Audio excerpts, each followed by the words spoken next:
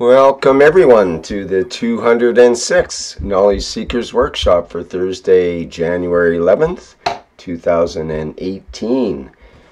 And once again, we'll be hearing from Mr. Kesh of the Kesh Foundation Spaceship Institute. And I understand today I have a little secret that maybe he will be telling us some secrets of longevity and about how to have a 1,000-year lifespan, perhaps. I hope I didn't blow it, Mr. Kesh, but perhaps you can enlighten us. I think you're there, ready to begin. Yes, good morning. Thank you, Rick. Good morning to you wherever you listen to these public teachings. I hope we enlighten you to think more on your own, with your own strength of thoughts. We have inspired many people to do many things, and in so many ways, that's all been the purpose of the messengers of the past, to inspire man to live a correct life, and in a way, to live independent of his any imagination, but with reality that he is in charge of his own destiny and he decides it. So, as Rick said, if you have listened to most of the teachings and understood part of it in a correct way, you should have already seen the secret that life has no limitation. 500 years, 1,000 years. Numbers are the number of the rotation of the earth around the sun.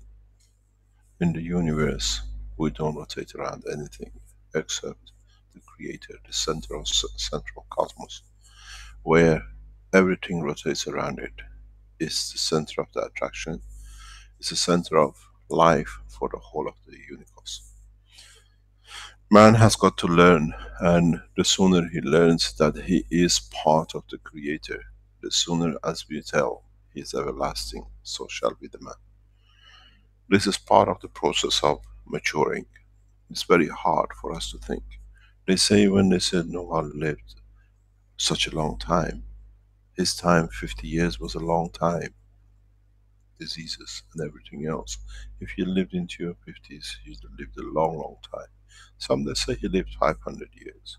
Still, multiply 500 by the number of days is meager time in the time of the universe.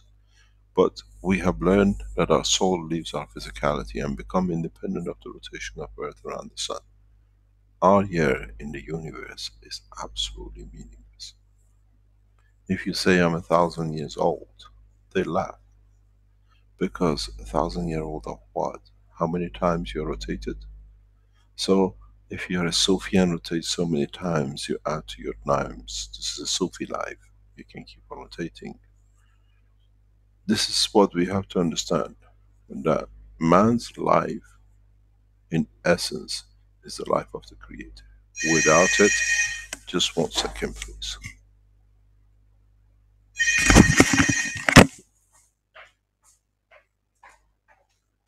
Yes. Hello? Yes. Yes, I'm on the meeting. For me, it's 3 hours.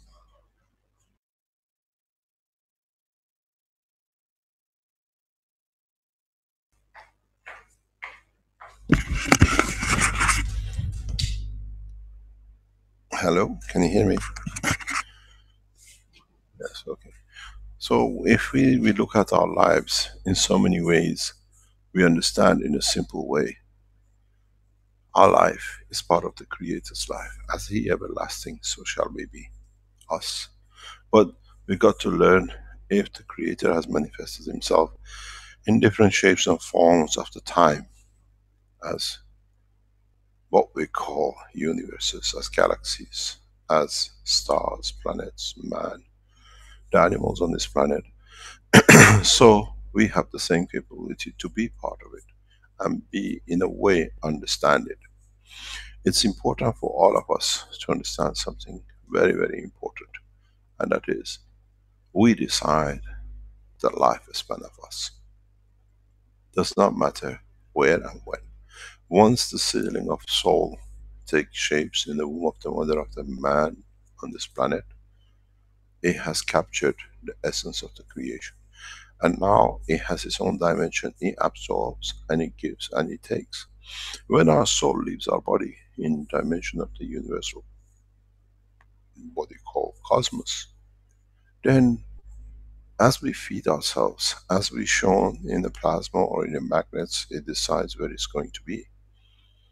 It can come across, and most of the souls of the man who live this life in the space after departing from this physical body, or what are called the leech of physicality, then they decide what strength fields they take and they give.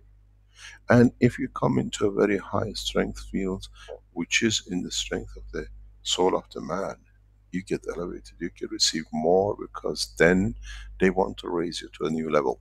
So we see what we call the rise of the manifestation of the soul in a different level. These are the things we have to open our eyes to. So when we talk about 1,000 years, it's just numbers on our count, because we limited our lives to number of the rotation of our physicality around the sun. And sun, the small speck of dust in the whole of the creation. And imagine we are a speck of dust in comparison to the sun. So, but in essence, we carry the essence of the Creator. So, when we speak about 1,000 years, 10,000 years, in the depth of the space, as we adjust ourselves into different dimensions, we become part of the totality of the bigger structure, and life of the man in the space is everlasting. Once, until the time when the dimension and strength of the soul of the man becomes part of the bigger structure, with even that still lives within itself. This is the secret of the creation, and this is what most of the men, most of the creations in the universe die for. In a way, they want to be able to release the physicality to become part of non-dimensional entity that they can choose when to manifest themselves. Not many creation of God have managed to reach this. Not many races in the universe have managed to understand this. And those who understood have matured very rapidly. And this was a gift which was given to man, to mature rapidly. Because in the structure of the building of the soul of the man, there is such a capability. There is such a potential within the soul of the man. And it's unique in the way that it has unknowingly become part of the nursery of the creation of the universe, in creating new dimensions of existence. The flexibility. As you all know, and it's very easy to understand, most of the solar systems support life in the dimensions which man cannot even imagine. But on the other hand, to them, they can't imagine a life is like human race in the universe. So we are a beauty of what to the others, amazement to the others, as the others are amazement to us. We muse them as we get amused by seeing different things, different dimensions of life. But the beauty with with this planet is the what I call cosmopolitan presence of the huge mixture of elements. This gives the soul of the man new dimension.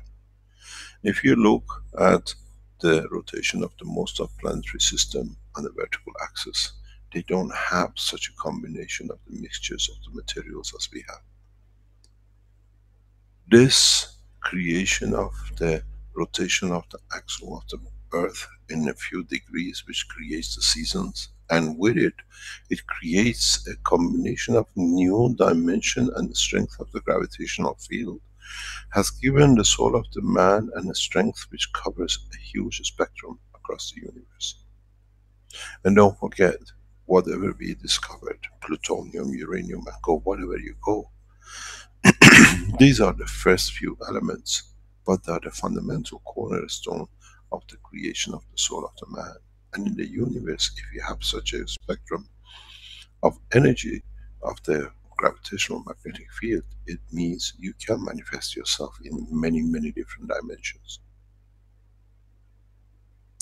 It's a cake which has many ingredients, and each one stands on its own. It's a bouquet of flowers which carries 100, 200 different elements in it, and put all the isotopes with it. Put all the dimensions of different strength of the magnetic field. This gives the soul of the man in the dimension of the universe to be able to manifest itself in a huge spectrum of lives. Somebody's microphone is open, please. So, if you understand this, now you understand the beauty of the creation for man. Where and how we can manifest ourselves. In having and being able to carry such a huge spectrum of the fields in the soul of the man's gravitational magnetic field strength, it gives a man ability to survive. Is multitaskers of everything in different dimensions. And this is why the soul of the man is precious. Because then in the dimension of the universe, if you come in a position where it's only uranium mixture, you can manifest yourself because you carry the strength. And then you use the others elements in the strength of the magnetic field to add to it and manifest yourself in the dimension. If you come across a planet which is only carbon and manifestation of life in the carbon strength, man can manifest itself again. This is why there is so much emphasis on guiding the man. It's an accident of the creation, but in that process has brought a beautiful creation, which we call the soul of the man. You call it a Swiss knife, it can do everything. This is a Swiss knife of the soul of the universe. Man's soul, and so much contact has been with the man in the past, and trying to educate the man, is not for the physicality of the man, is for creating the perfect soul of the man. Then the soul of the man in the universe become the messengers of peace, because it knows peace. Up to now has created many problems. So educating man to understand the beauty of his soul has been our responsibility. To appreciate this strength, to see the beauty in his creation. Not many creators, handmaids, are the same as human race. The spectrum of the strength which is built within the soul of the man is unique. In so many ways unique that you can become, the man can become, and those men who were men of peace and have joined the universal community are the peaceful ambassadors of the universe. But in that process, they're the teachers. In a way, they create this structure from the beginning which is peaceful. Because it's like you speak languages. I can leave you if you speak French in France and you communicate with the French. I put you in the English, you speak in English communities because you know multi-language, you can survive because you can carry on. You can go to China, you speak Chinese, you fit in. So is the soul of the man. It's the facets of the beauty. This is what the man has to understand. The life of the man is everlasting, as is the creation of his soul which is needed. But we need the physical body to be able to transport and transfer all these different strengths from this planet into the soul of the man. That's what it comes, the sperm and egg, and then the creation of the physicality. That we adopt, we perfect the strength of the soul. And then in time when a man decides to leave, or by accident leaves the physicality, the soul is already carrying the full understanding of the strength of the dimensions of the creation. So, is your body, is your soul 1,000 years old?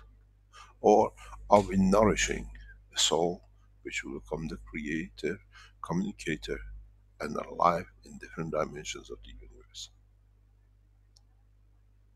This is what man has to understand, the beauty of his creation, not the torture which has been put in by those who have used the physicality. The more we abuse the physicality, the more we deprive different strength to be developed in the soul of the man that in the universe can exist in all dimensions. In a way, we take feathers off the wing of the bird, one by one, and this cannot be. This is the purpose of all these teachings.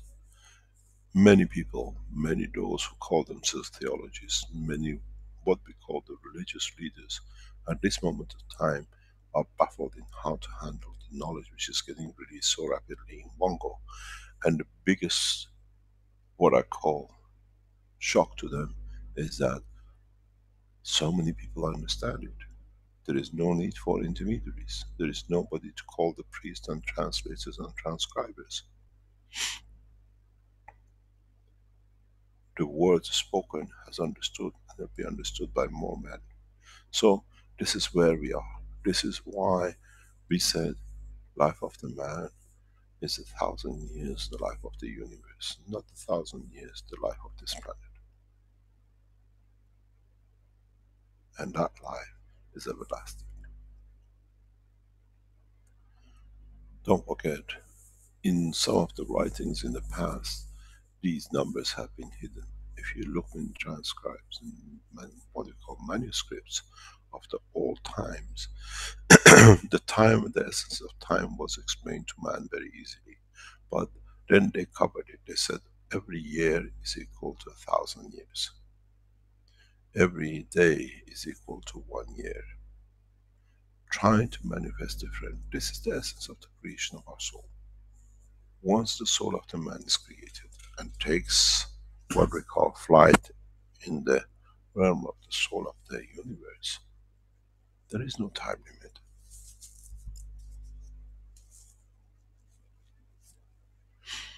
As it's been said, if I tell you the beauty of the life in the dimension of the soul, every man on this planet will commit suicide from physicality. But at the same time, we forbid suicide, which means the body has not done its work to mature the soul of the man to be able to live within dimensions of the universe.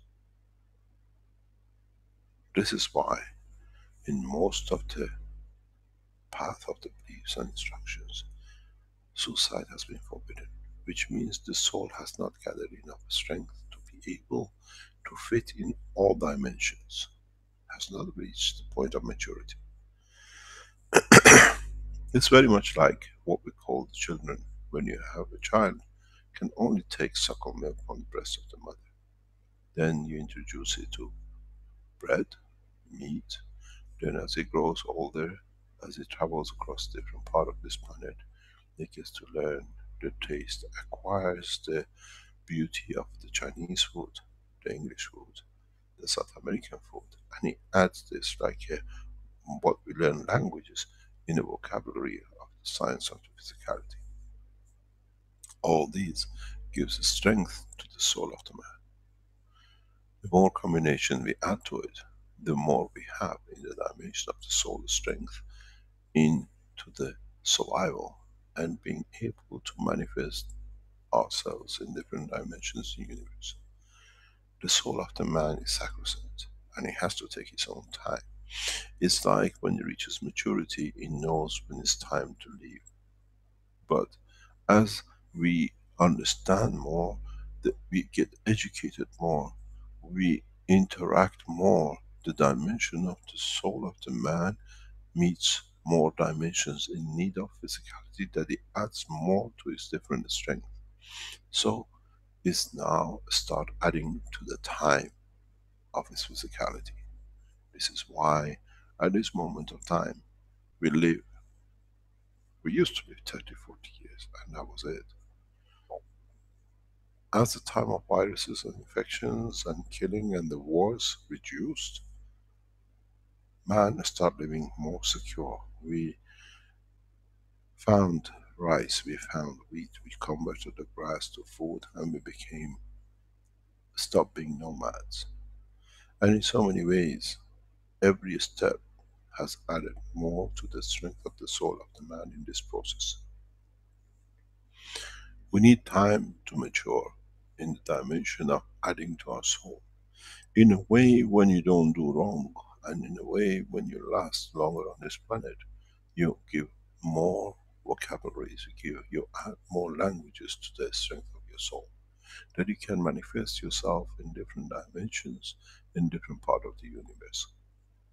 In the future, as is done by many men of today who have returned to Earth from deep space, they have learned this.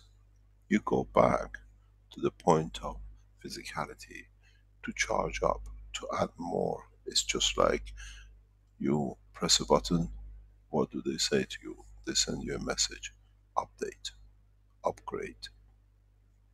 When you return back to the origin of life, where you came from, because you have the essence of the origin within you, you upgrade, you add more. And this is what the essence is. Many of the people of this planet will return back to this planet to upgrade. Because the people who stay here as natives are upgrading, are developing, are creating more and more.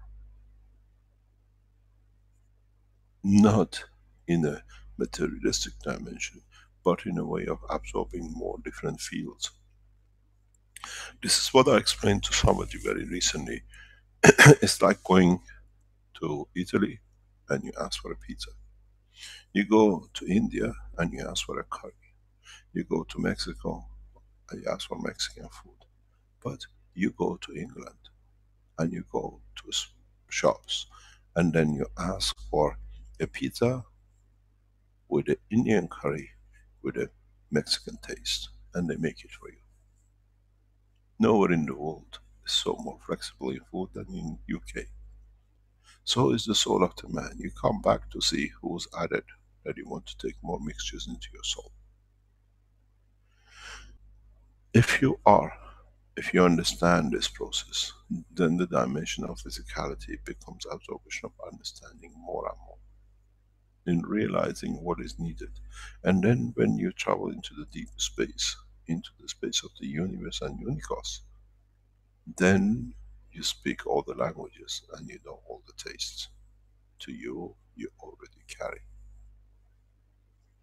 Mono-material, mono-structure lives in universe are many. And then they can only manifest themselves in that dimension. But the soul of the man, due to his construction, actually to the construction of this planet, the way we have connected our physicality to copper, to zinc, to aluminum, to everything else, this has given our soul a mixture of combination of the strength in its arsenal of life in the universe. So how long do you think you live? In the new science, it was said that by 2018, those who are born in this year 2018, a large majority, into a large percentage, up to 15 to 20%, are expected to live 200 years. Those who were born in 1990s were expected to pass 100, 120. Those born in 2018 are a large number expected to live 200 with the present knowledge. But now with adding the new knowledge of the technology of the plasma, the life of the man with the children who are born today will be 1,000 years minimum. Because we have learned even to overcome those diseases which overcome our life of physical dimension. In so many ways, from now on, when you are 1,000 years, you're just a youth. You have just learned all the tools of life. Then you have to exist in the full dimension of the universe. Look, we receive a letter, we receive communication from a man who thanks the plasma technology for what we call regression of the cancer, breast cancer of the wife. He's done it himself, nobody else. We've seen the new dimensions with our medical application. We've seen the return of that coma patient to walking, to be able to eat and feed. And then These are not miracles. These are understanding the science. These are understanding the true essence of creation. We've seen it with our dearest Naomi. We've seen where she is. And in her cycle, now this accident is over. She lived maybe 500 years, 1,000 years. Because now even the physical accidents can be remedied. In the new, what we call clinics of the Keshe Foundation, we will emphasize on many of these strengths. Not returning back of the dead, but knowing that the soul has a still connection with the physicality, that it can be regenerated. It can be brought back to bring the physicality into dimension. I've done this twice, and it's very easy. And it's so easy if we teach the physicians how to allow the soul to still be connected with physicality, that the physicality can now use the soul to repair itself. There should be in the coming time no one in coma more than few hours. As we teach more, as we learn more. In a way, we learn more that even the death can be negotiated in the dimension of physicality and soul of the man. Does the soul still wants to leave the physicality, or the physicality still wants to be attached to the soul? It's a marriage which has to be in perfect harmony, and it's got to be accepted by both, the separation from the physicality. This I have taught you a lot in the past few weeks. You can decide. So you can decide to change your physical dimension into the dimension of the soul, and then bring the soul within the physical dimension when you need. This is an art. This is understanding of the true method, true structure of their life in the universe. In so many ways, when I teach you, and I've said many times, we've seen this, we've been there. That's what we do. We transfer our souls in the physical dimension, and when there is a need, we interact, we live, and then we bring the soul back into physicality for it to be there. And then like a chameleon, we turn inside out. We let the soul to take over the physicality, and we take a new dimension in the universe.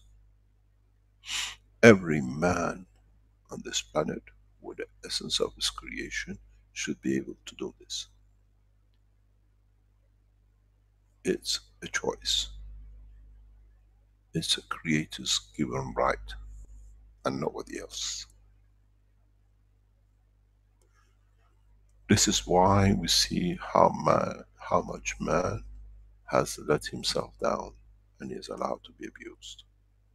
And with that abuse has not allowed the soul of the man to educate the physicality of the man.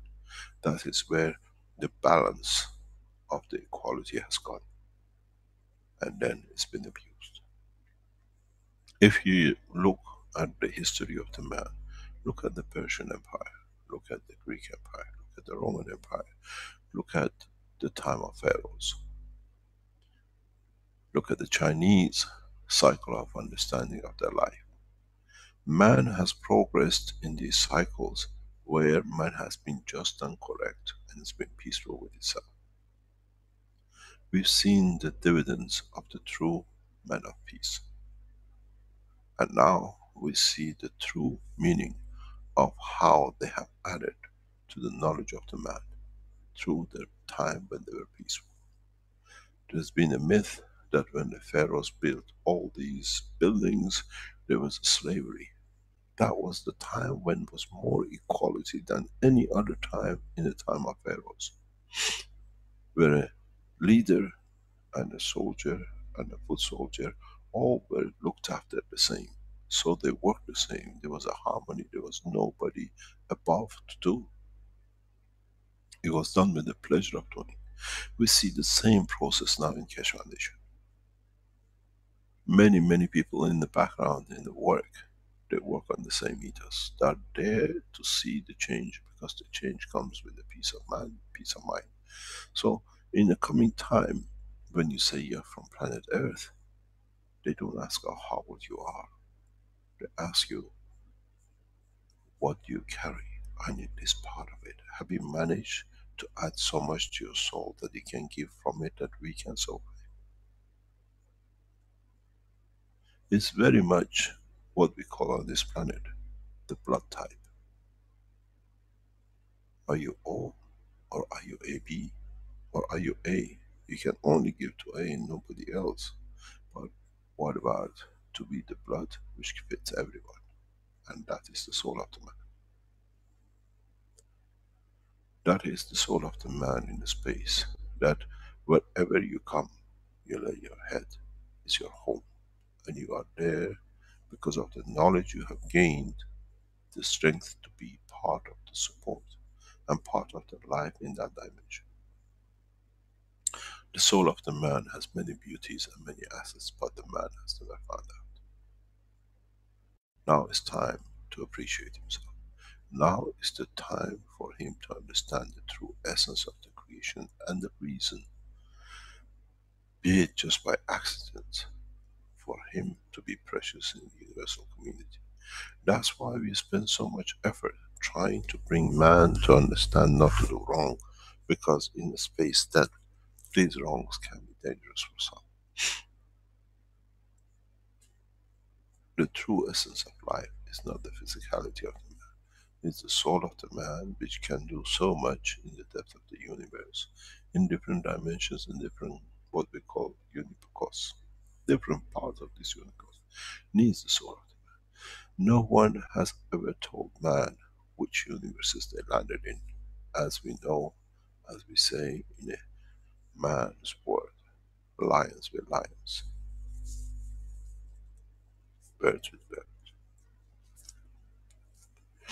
In so many ways, the soul which we have created can fit in the dimension of the soul of another cosmos, another universe, which now we become the feed, the feeding line to that dimension. This is the beauty of it. This is in my teachings, in many, many ways. I have hidden this work, and I have spoken many times about it. We say, now that we understand the work of the plasma, we can make magnet for anything, as I said in all my teachings. Magnet for carbon, as we see in this CO2 box. Magnet for anything you like, for plastic, for metal, for wood. Because we create the dimension of the essence of that environment. So is with the soul of the man. In the soul of the man, we create a magnet that it can be attracted into any part of the universe where it can serve.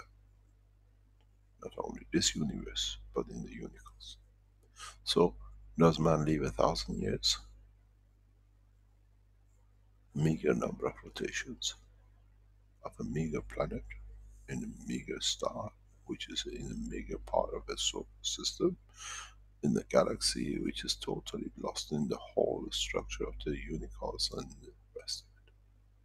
Or is this the nursery of the soul that with it helps every dimension in all the universe? The answer is clear, it's the second, not the first. We are not born here to be physical, but there is so much pleasure in physicality because it allows you to elevate your soul to all dimensions. It's like if you just drink milk, you do not know and you do not understand the taste of juice. Doesn't matter what it is. As you add more, the more strength you get, the more you can interact, the more we can enhance our body. There has been a path which man has not understood, but in time we'll understand. You call it viruses, and in my teachings I've explained what the viruses are. These are field strength which add themselves to the amino acid. And that's why man has not found any solution for viruses except in the dimension of the new technology with the plasma, where we actually interact with the virus, which is the energy package, which the plasma is. This interaction of the viruses with the amino acid is part of the new connections, trying to find solutions for the interaction of the physicality with the soul of the man. Part of these viruses, what you call energy packages, we call, is created by the soul itself, because it needs it for the body to be able to understand the new evolution in the depth of the universe. You think you just live in this planet and that's it. But you have to understand a simple word.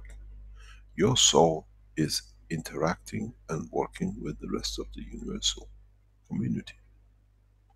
So slowly and gradually is trying to educate its physicality that there is a need for dimension of the field, the strength, which has nothing to do with the amino acid.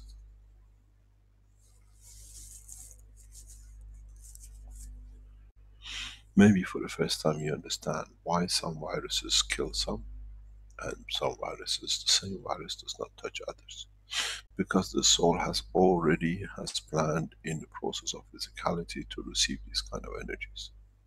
Man has to understand more about his own physical life.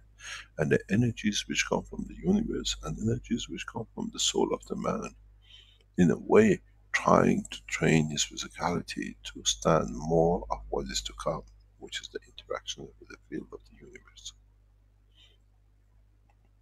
is, in a way, what we call evolution of the soul in the dimension of physicality.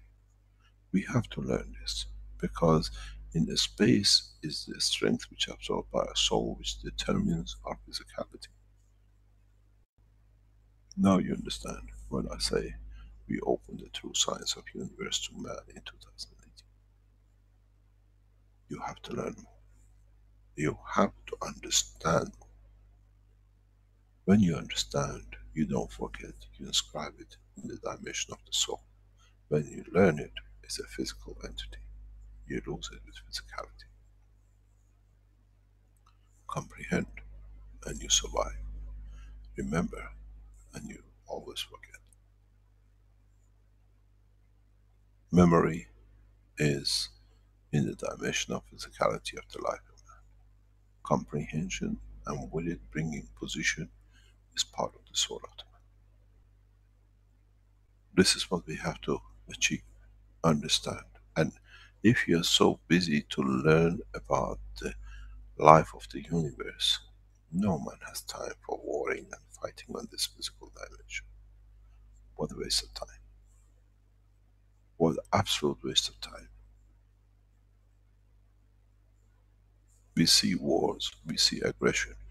Why? Those who don't have want to have, because they are not sure of the future. But once they get habit of getting it by misconduct, it will become their nature.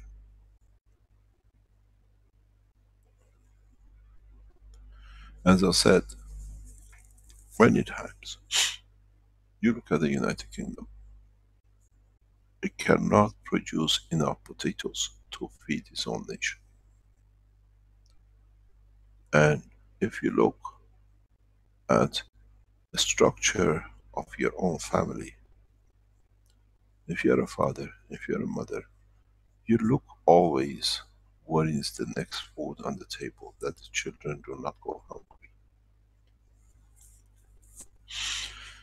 If you're a doctor, if you're a scientist, or if you work, you go to work to get something that instead for what you put as effort of time, you get what we call money that you can buy, that you can feed your family. When you don't work and there is no structure to support you, what do? Begging, thieving, robbing, killing, just to have something to eat and your children do. becoming part of organizations and a structure that the killing and destruction is part of it, because it guarantees you can put food on the table, that your children and yourself can survive. So has been the structure of United Kingdom. I've said many times, and I've annoyed many British politicians and very lords and mass, what you call sirs, with my talk this way. Over the years I lived in England, always said this island cannot produce even potato. That's why you become colonists. That's why you became invaders. To guarantee that you can feed like your father, their family. That there is no guarantees for it. That you will have food tomorrow, and if there is no food on the table, the children will rebel and you have no position to be. And we've seen this with every trick in the structure of the British structure for centuries. Why do they invade? Why do they go to different countries? And now they call it Commonwealth. Because they need to feed, and this guarantees them the life. So once we make one nation, and UK is part of the structure of this one nation, we don't need to let them to come and rob. We provide them with what they need. The ethos of the thinking and the work has to change. Then the same what we receive from the intelligence of the food, of understanding, the man in England will come up with the systems that we can work better, that in conjunction with what we better we add to, then it becomes one family. There is no time more for peace than now. There is no better time for it. Because in a way, the more the population of United Kingdom increases, the more need is there to guarantee that the king stays in position, that he can have a kingdom. And with it comes more war. Because there is not enough intelligence in the monarchy structure to go out and say, we don't have the food, but we can create the technologies that it can help you to live better life if you feed us. Then we don't see what we saw as the German supermarket shop last week. When you have that, we heard what our people said. One said it's the war, one is the famine. And we didn't see anyone running through the supermarket. Because if there is a famine, they know the rest of the world is there to support us. There is food to come. There is everything available. This has been part of the structure of building military and arms to guarantee food. To guarantee not only food, has been the essence of the man, that will get women, that we can guarantee more in a sexual behavior, that we guarantee our race. If you look down the history line, what has man done? Hardly many leaders have ever killed all the women of one village. They always kill the man. Exactly what the animals do. When the lion takes over herd of lionesses, kills all the babies of the past life. So has done the man. Man has not evolved, has it?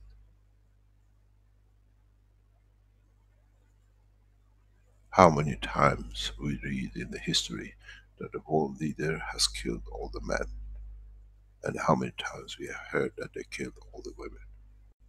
I think there is none of the second. And it's been the habit which has been brought in by the misconduct of Moses. We all know how he came in a basket. All the male creatures to be slaughtered, that there will be no one except the king that stays on his own. He was brought up, and reading the history of Moses, he killed many times all the males of the villages. Even the dog and the pigeons were left alone. And come down the history 2000 years, Hitler, of a Jewish descent, did the same thing. Those of you who are from Netherlands, you've had a couple of villages like this, that he ordered all the male species to be killed. So the wrongdoing of the Prophet has become the wrongdoing of the subjects. We see the same process in other parts, in different religions and sects and everything else. Because man has not understood, it's the soul of the man is precious, not the physicality of the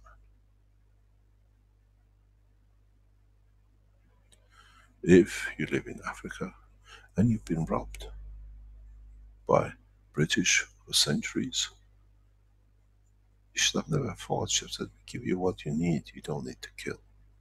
They had nothing to fight with. They had nothing because they had the guarantee of supplies. It's the same with the French. Many of you know that the French government is tainted with blood, even today. In a French structure, if you are a true Frenchman, look where your money comes from. British made Commonwealth, but they left the freedom to them, but at the same time the control to take money back in from their nations, what they called the enslaved.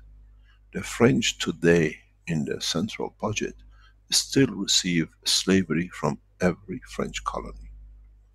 One of the reasons that French colonies are not growing, they're all in suffering and absolute poverty, is because up to 80% of their income is sent to France for them to live a good life, and the Africans to be kept as a slave, or any other place they've been.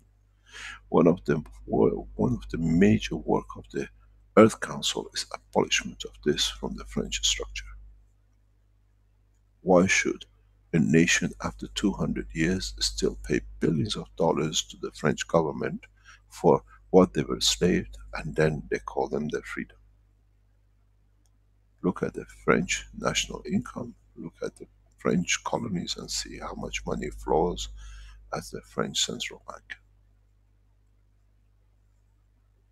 And then they go and they say the black, this and that, because they don't understand. Without them, they don't have the bread to eat.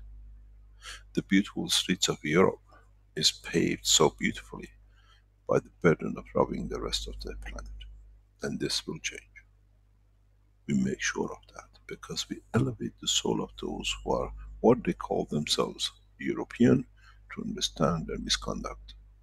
And there is two choices. You judge yourself and nobody else. Now you see every part of the teaching is coming together, and it's needed to come together that in time prepares man to be at peace with himself, and then to be at peace with his neighbor, and then to be at peace with his planet. And this is the purpose of these teachings.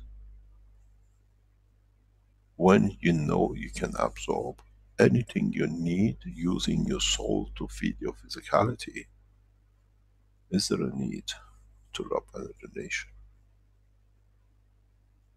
Is it the need to slave another person? When in fact by enslaving another person, now you have enslaved your physicality to your soul. Man needs to teach, and man needs to learn a lot. In the coming time, we will see conflicts, huge conflicts within the structure of the European continent. I have warned this recently, and you will see it. Because the other nations will not yield to be subordinate, and the other nations will not allow the Europeans to make arms to kill each other in other planet with their guns. Man of peace will not allow this. So Europeans need to learn there is no more time for gun manufacturing. And then they become equal. They don't see themselves, because of the color of the skin and the murders they've done, to be superior than the others. When the Europeans at this time learn they're equal to the others, and they have to be part of the same society, they are not any higher than the others, then we start the first steps towards world peace. Then many of them will become the messenger of peace. This is the time for it, and the evolution of it is coming. The start of the game comes very soon with the abolishment of the kingship in the Kingdom of Belgium. You will understand very soon. There was a reason we were banished into Belgium. There was a reason all this had to be done. It's part of the life which I've accepted. But through it will show the mistakes of the past. And by one kingship going, the rest will follow in the winter of what I call end of kingship. Because through my life, the others understand how wrong is and how much abuse has been. And then the rest of the humanity very rapidly will grow into it. We will see the end of the kingship through understanding that nobody is king to no one. And then those who call themselves king and abuse have to stand their own terms. I've said many times, if I go and take revenge on killing and doing all sorts of the technology we have, the Belgians, I make the mistakes of Moses. And that shall never be done.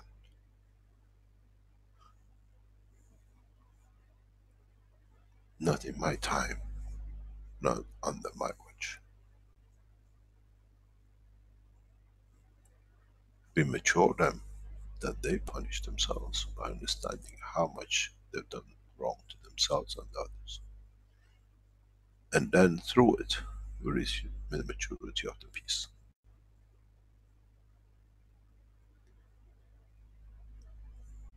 We have to understand the time has come for the religions to collectively fight each other or to find a path of peace. When the Jews kill the Christians and the Muslims burn the mosques and the synagogues, and then what you call the churches, then they come, it's a financial damage we cannot take. Then we find a solution. There are two choices for the religious leaders: to fight it out or peace it out. And they'll go through the peace because they have collected so much that the greed of the wealth will push them into that limit. As part of the prediction of time, it has been said, there shall be no place on this planet that a single man will buy to make one single arrow to harm the other, not even another animal, let the man. And that only comes when the man is guaranteed his hunger not to be there, his shelter to be there, and the wealth that he can have at the pleasure of time to do what he likes to serve others. And the time is coming, we're approaching that time. You got to understand, as I said many, many times, they have left me too long, too free to write too much, to publish too much, and teach too much. Once this, what I call blockage of the Fox News goes off the Keshe Foundation, and these teachings become so available peacefully across the planet and promoted by those, you will find 99% of the human race will become peaceful in no time. Because they've been waiting for these messages and education for centuries. And then who do they blame? Those who control these media controls. And then we'll see the end of what we call financial empires. The process is set, nothing can do anything with it. As I said, and I repeat many times, as we've seen the new factories, the new research centers of the Keshe Foundations come into operation, up to now, the wealth of the nations and others has been by gold. Now the tricky job of bitcoins, but the Keshe Foundation stands on the strength of the knowledge. The only nation, as one nation, which guarantees its resources mapped by science and technology on the basis of peace. In a very short time, your children will say, my father, my grandfather was one of the first group who joined the foundation work. to them would be proud.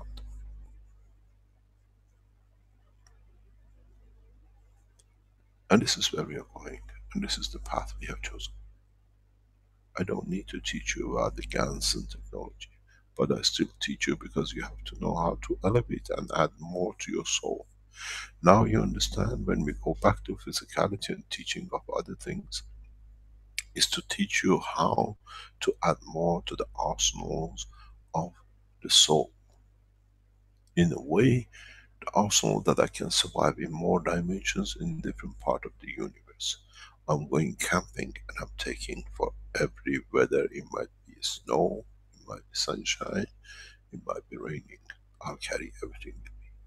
And this is the purpose of these teachings, that you carry enough that you can manifest yourself across every position in the universe. And this is the beauty of it, because then you can contribute in what I call being part of the totality and not being isolated, because you don't carry that bandwidth of the strength and everybody else have a part in physical dimension and I cannot be there because I'm just in dimensional soul. I don't carry it with me and I can't be in the party. I'm not there, not because I'm not invited, because I'm not dressed appropriate for the party. This is the craving of the man in the space. Why didn't I do more? To have more, to be able to be in party in every city of town. I have a friend, and that friend is part of the structure of my soul. Now you understand.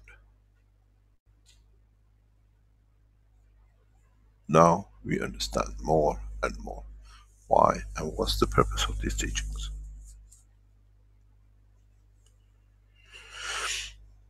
In trying to add to the structure of the soul of the man in the dimension of physicality, many of us have taken into plants. We have eaten, we eat, we understand the process of the vegetation, we understand the process of what we call photosynthesis. Where and how does it happen? The same as what we explained in the past. Last week I explained about the structure of the passing of the energy through the lung, through the blood, and then the connections with the soul. There is a mystery or a misunderstanding in the world of the plants. Maybe today's teaching will start a new cycle of understanding. If you look in the history of the education of the man in the physical dimension life of the plants, we've been told that the plants give oxygen during the day and they absorb carbon at night.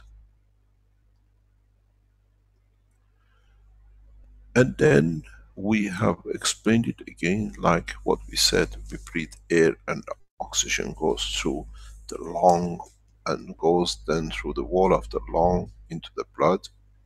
The fallacy, the most beautiful fallacy which we all have accepted because the lack of understanding. The same fallacy exists in what we call photosynthesis. If you look at what is photosynthesis, how do they explain, how do we explain in the world of science today? I've asked Rick to dig it out, that we understand the present knowledge and then we add to it that we understand it in a more correct way. With the new knowledge of the science of the plasma, new science of the creation of the fields of the universe. Rick, would you like to bring up the page about this photosynthesis, what it is and what he explains to us? Mr. Kesh, this is the Wikipedia page that is always a good reference to get a baseline of what it's all about. We call it photosynthesis, and as it says here, let me just make sure my microphone's, yes. As it says here, photosynthesis is a process used by plants and other organisms to convert light energy into chemical energy that can later be released to fuel the organism's activities, or energy transformation. This chemical energy is stored in carbohydrate molecules, such as sugars, which are synthesized from carbon dioxide and water. Hence the name photosynthesis, from the Greek phos, light, and something, synthesis, putting together. In most cases, oxygen is also released as a waste product. Most plants, most algae, and cyanobacteria perform photosynthesis. Such organisms are called photoautotrophs. Photosynthesis is largely responsible for producing and maintaining the oxygen content of the Earth's atmosphere and supplies all of the organic compounds and most of the energy necessary for life on Earth. Shall I go on with this? Or I also have a video, Mr. Kesh, if you want me to play it, that shows in intricate detail the process within the leaf and so on that goes on. Yes, go ahead. If you don't kick me out every time you put a video on, I get kicked out. I have to come back in. Okay, well, let me give it a try here and see what happens. Just get it set up. I stand by for being kicked out and come back in. Okay, I'm going to share the screen there and see if we can get this to work properly. Are we allowed to use this? We yeah, have no this problem. is, yeah, I should, let me go back first. This is a Community Commons video that's free to use from the website as I'm using it here for educational purposes especially, but it's free to use. So let me just get it started here.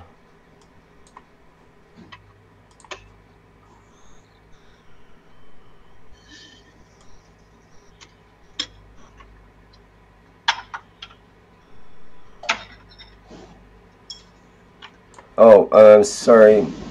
I need to share the sound. That's part of the... And optimize. There we go. I'll just redo that. I think that'll work better. Okay, I'll just start again here.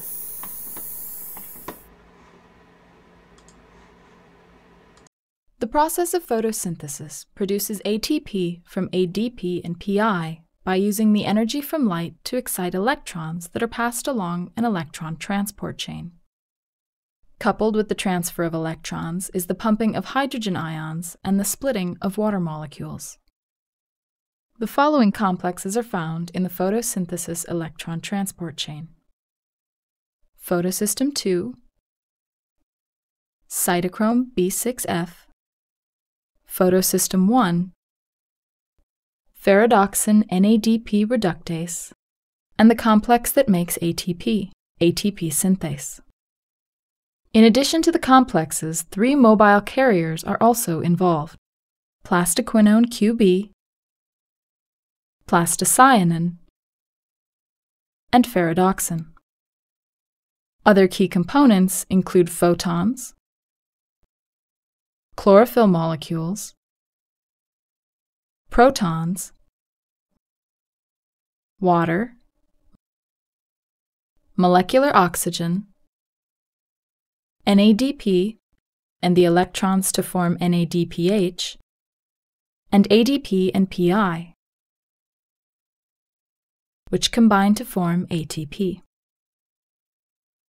Photosynthesis occurs in the chloroplasts of plants and algae. The process is also found in single-cell organisms, such as cyanobacteria, that do not have chloroplasts.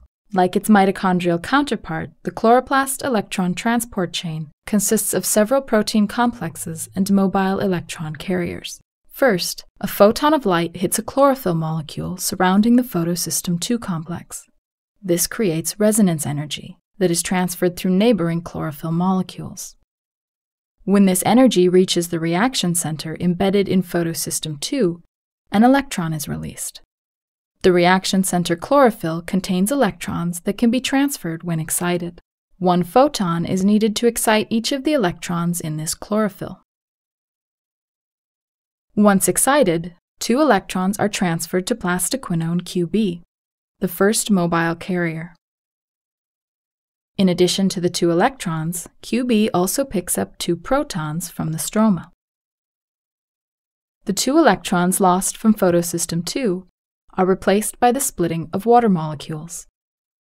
Water splitting also releases hydrogen ions into the lumen.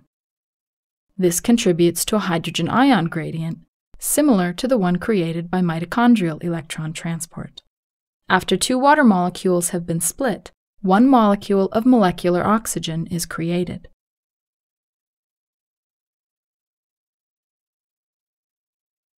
Plastoquinone QB then transfers the 2 electrons to the cytochrome B6F complex. The 2 protons it picked up are released into the lumen. These transfers are coupled with the pumping of 2 more hydrogen ions into the lumen space by cytochrome B6F. The electrons are next transferred to plastocyanin, another mobile carrier. Next, the electrons are transferred from plastocyanin to the photosystem 1 complex. It is here that photons again energize each electron and propel their transfer to ferredoxin. Ferredoxin then transfers the electrons to the ferredoxin NADP reductase, also known as FNR. After 2 electrons are transferred to FNR, NADPH is made by adding the 2 electrons and a hydrogen ion to NADP. The gradient created by the electron transport chain is utilized by ATP synthase to create ATP from ADP and PI. This is similar to the way ATP is synthesized in the mitochondria. ATP, NADPH, and molecular oxygen are the final vital products of photosynthesis.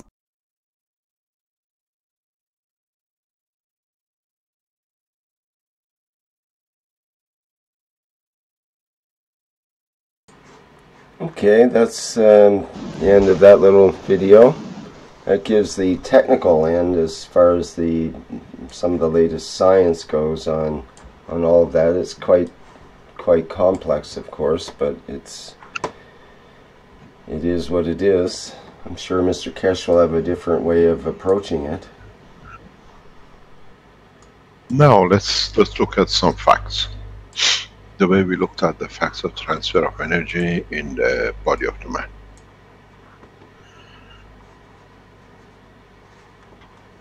The physical process has been understood and explained this way, but the real structure has not been understood. Now we understand how and why, because we have systems, we have technologies which we can do so. If you look and if you run dynamic systems, dynamic reactors, if you have a fairly large dynamic core, which is more or less, let's say 200 grams, half a kilo, and you put it on a motor, you fill it in with gases or you fill it up with gas plasmas, as we showed in the first part of the teachings 2 or 3 years ago, and you connect this to a power supply. Can I have a whiteboard, please?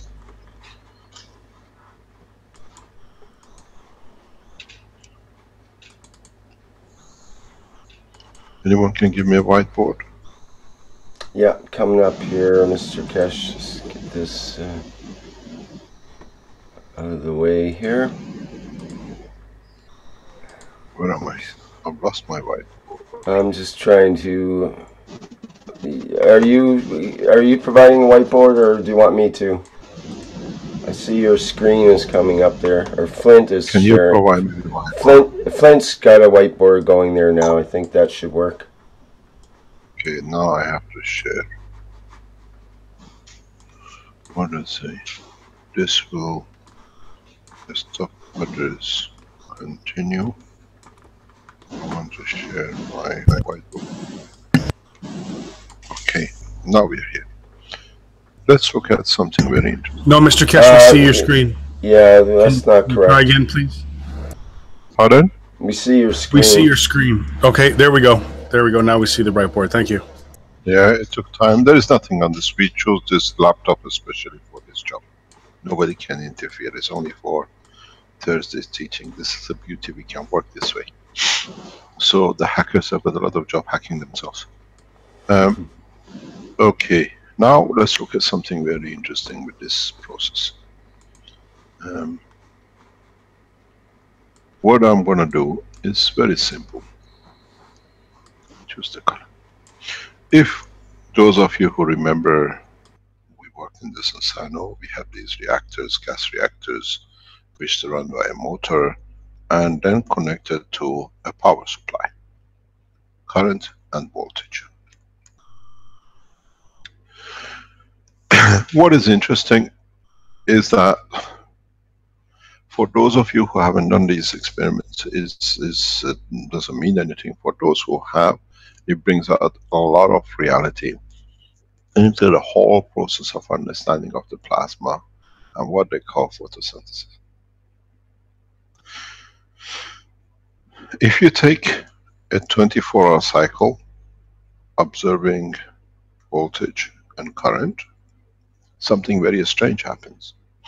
If you go back into the presentation of Eindhoven, where I showed the ball with a lot of parachutes, I call it, and then we showed the fluctuation in the power, where during the night we produce more power than during the daytime. This should have cleared this to a lot of you exactly what it is and how photosynthesis works. The photosynthesis comes through primarily and only through the operation of gravitational magnetic fields of the planet, and nothing to do with anything else. The rest of it is the process of conversion. Why does photosynthesis happen in the dark, at night, not the daytime? If you look at this voltage current, you see something very, very strange. If this is 0 to 12 hours lunchtime, and then you go back to 12 at night, and then you go back again to the lunchtime every 12 hours, something strange happens in your voltage current.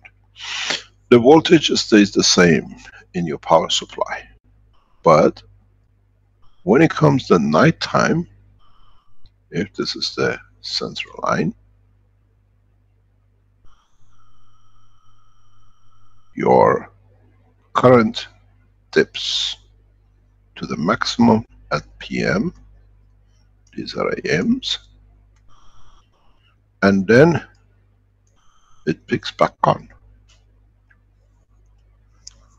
Very strange for a motor which carries the same weight, the same motor, the same current, should be a straight line like this one.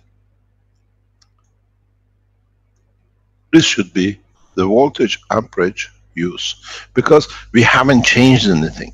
We haven't changed any weight, we haven't changed anything else at all. But what we see drop in the amperage, starting from sunset to sunrise. Exactly what we showed in Eindhoven. In Eindhoven, we showed, and in the papers, and in the poll which have made, that the power production increases by 2 or 3 times during the night than the daytime. Why? If you look at this, what I call graph A and graph B. Graph A, as a scientist, as a researcher, tells you something very strange is happening. Because by law of physics, the power used to run a motor is, where am I? Why have I got to this trap now? Okay, the power used, what we call watt, is ampere times voltage. The power on this line should be constant because we haven't changed any weight to increase pressure on it, or we haven't reduced anything to decrease it. The only thing which changes is the day and night, which is the pressure of the sun, gravitational magnetic field, and the pressure of the earth, gravitational magnetic field. How come the power reduces at night time? As the sun sets, we see the dip. I have asked one of the research centers to plot this out themselves, because this is important for them as they're in the space development, in understanding how you can lift from a planet. What's the reason that they cannot get their flight system sorted out? Because they have to understand this concept. So what happens? Why does the power during the night time reduces? It's the same motor, but uses less energy, which means there is less pressure on the motor. There's a less pressure that it needs current, which means the sun gravitational magnetic field is withdrawn, and the earth gravitational magnetic field, in the absence of the sun, it can push further up. And in pushing further up, it takes weight off the motor, it takes weight of the plasma inside. The mystery is not the system, the mystery is this, the gas inside.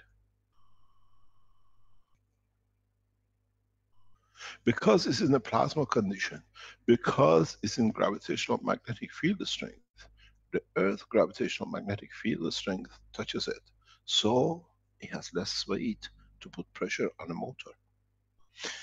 When you run a system the way I do, it's very significant, because the body stays the same.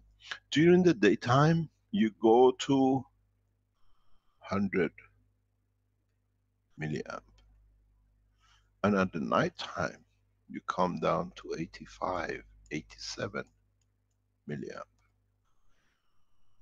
It's nearly 20% difference.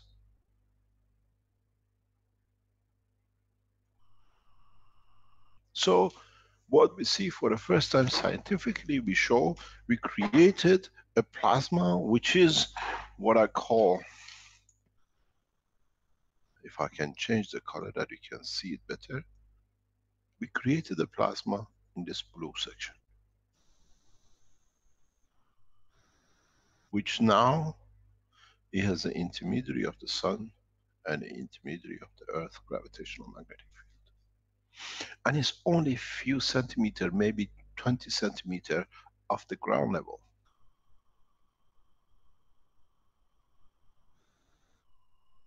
And then you change this to a leaf of a plant,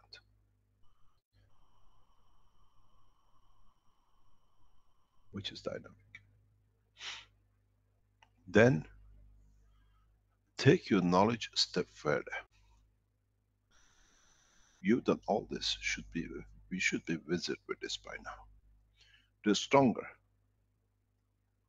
oxygen, the weaker strength carbon, the intermediary nitrogen. Is the gravitational magnetic field of the planet which dictates which one is taken by the intermediary, and then which one is available to be released according to the pressures. gravitational magnetic field pressures.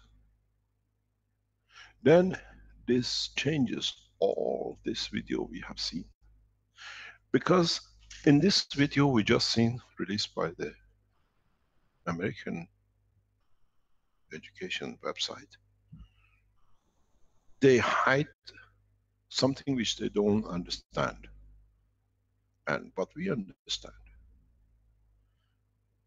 It says a protons comes and electrons are released, and then another electron comes on the where are these electrons and protons? What are they affected by? Why do they get released?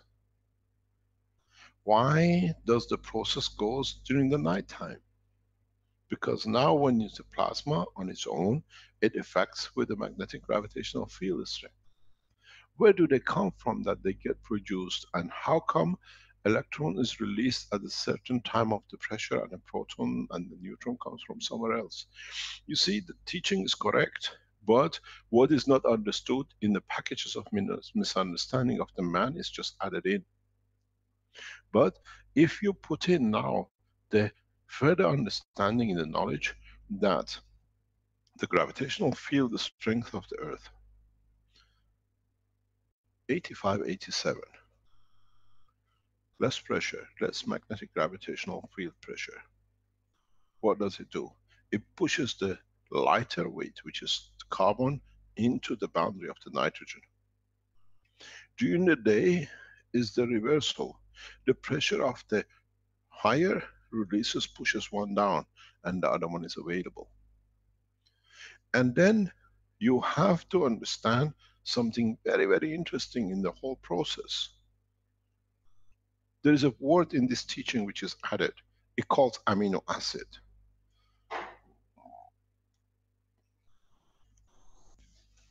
The hydrogen. Now you see, the game is played by the amino acid. So, in fact, all the, what I call rubbish we heard, to a simple man like you, who understands now the creation of amino acid, and understanding that the whole atmosphere around the system is amino acid based. Now you see the interaction.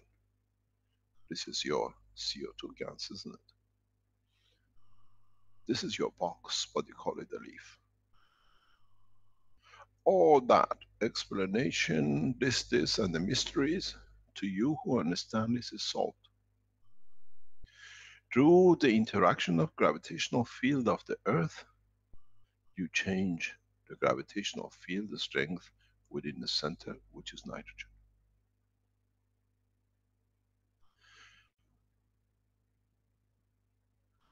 Adding more of the gravitational magnetic field to the carbon with the nitrogen as a balance, it makes it available that in the process of the reversal, when there is more pressure of the time, which is the daylight, to be oxygen.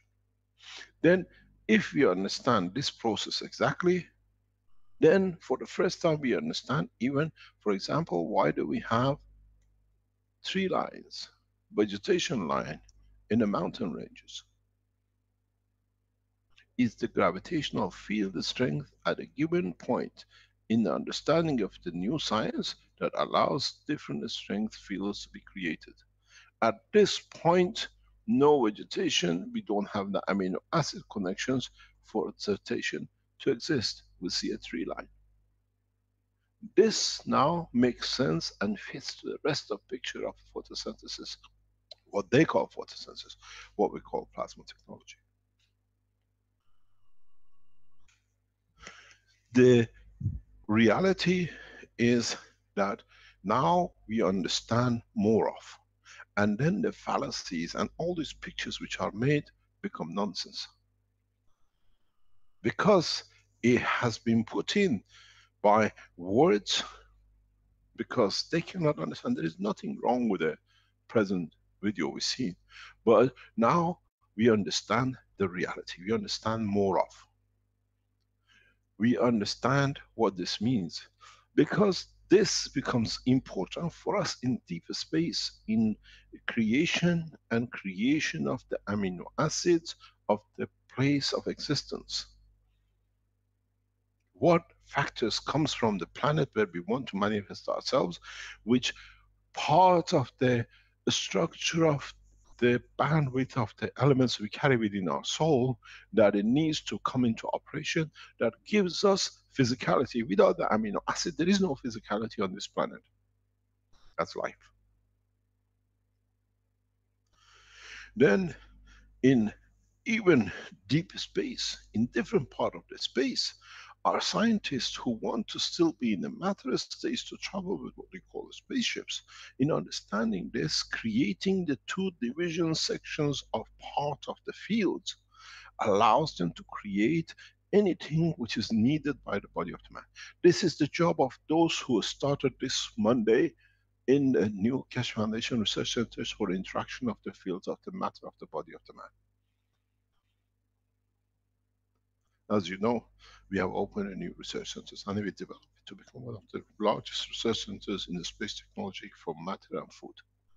It has actually started, and I thank all of you who've been there on Monday and you have set it up and it started to work. But this teaching is important and it's targeted for you. Please understand it. This process is important. As I said, when I teach one, I teach everyone that totality understands. Now, if you have a doubt and you don't understand it, go back and make one of those original reactors. Even with your little reactors you put on the copper, what do you call it, this cooling system of the computers. And fill in with different and sit down and note the current flow is milliamps. And how it drops, nighttime, daytime. Then you haven't changed anything except the field of the sun which goes through the walls of the house, goes through everything, and the field of the earth which comes up through the ground level up. Then now this changes the whole structure, the whole fallacy of photosynthesis. There is part of this education which you need to understand, and it's important even for our space technology research labs to understand this. Can I have a whiteboard, please? Just take your photocopy of this, please, and give me a whiteboard, and then we can have this back again that we can work on it. Can I have a whiteboard in the background, please? There is a very important part with this work that we need to understand. And this goes back to original teachings, very original teachings which we did. And this original teaching was like this. You have, why can't I do my job? There. Okay. So what happens is this. Let me take this out.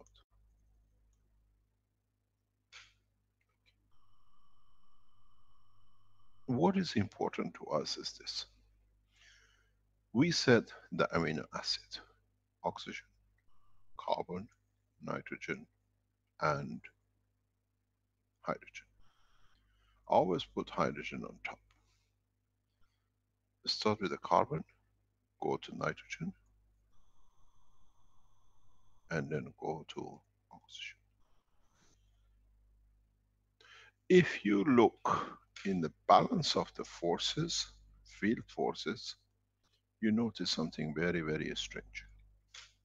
Which this goes back to the picture which I drew just now.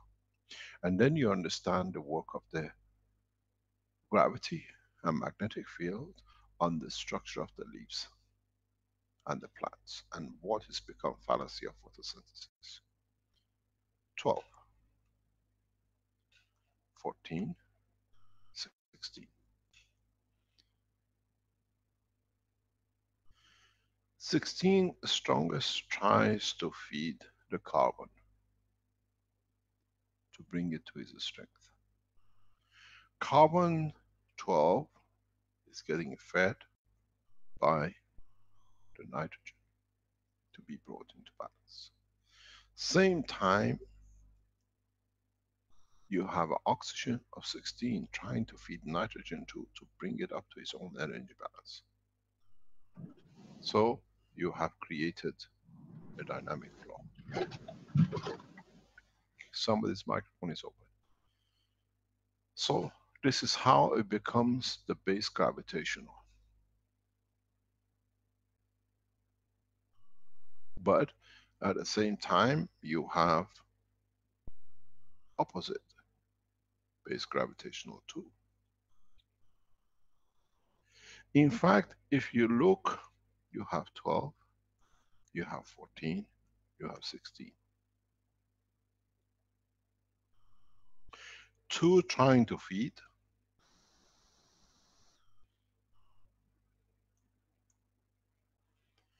and the balance, what comes up, is very much, very little. Very little.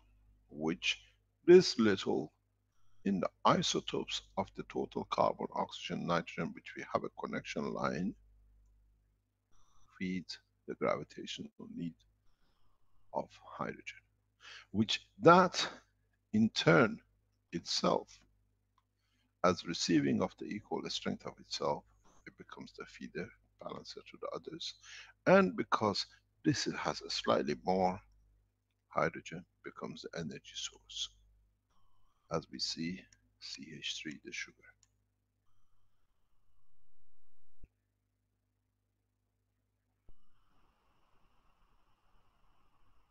Anything which has an energy base on this planet is connected to the presence of the hydrogen. Now you understand this process, then you understand how the effect of gravitational magnetic field of the planet and the sun dictates and changes everything as they retract or they push it. This is the photosynthesis. This is what we understand, and that's how it works. If you take the pressure out, and this is one of the reasons every one of us, we go to the shop and buy fertilizer, nitrogen. Because as long as we can keep this block or this guy in control, these guys will do the work according to the structure of the pressures of gravitational magnetic field of the planet. So for the first time we understand the operation and the need of nitrogen in the plants. Is the balancer of it. When it's not enough of it, the two cannot operate properly. Then the gravitational field of the planet cannot interact correctly for them to grow. Then, if you understood this, you understand why even the CO2 you add to your water of the plants changes them to grow more. Because you create the condition of the gravitational field of the planet, which is providing more field forces for the carbon balance to be in operation, that the nitrogen itself becomes irrelevant. And then the plant absorbs everything which balances all the amino acid pressures. So now, instead of relying on the growth only by nitrogen, which is the present time work of fertilizer, now every element of the carbon, hydrogen, nitrogen is there to feed, so the plant grows faster. Now you have three mothers feeding the same child, not one, and depending on the time and the place. This goes back, if you can create it at the same time at the plant, you understand, you create the environment of the plant, you're always in balance. More or less, if in the future research center, people who deal with the vegetation and life, They will measure, they will see a more balanced power. Not much difference between amperage during the day and night. This is the new and this is the correct way to understand the process. Then it changes the same for the fish in the sea, and it changes the same thing for the lion in the jungles.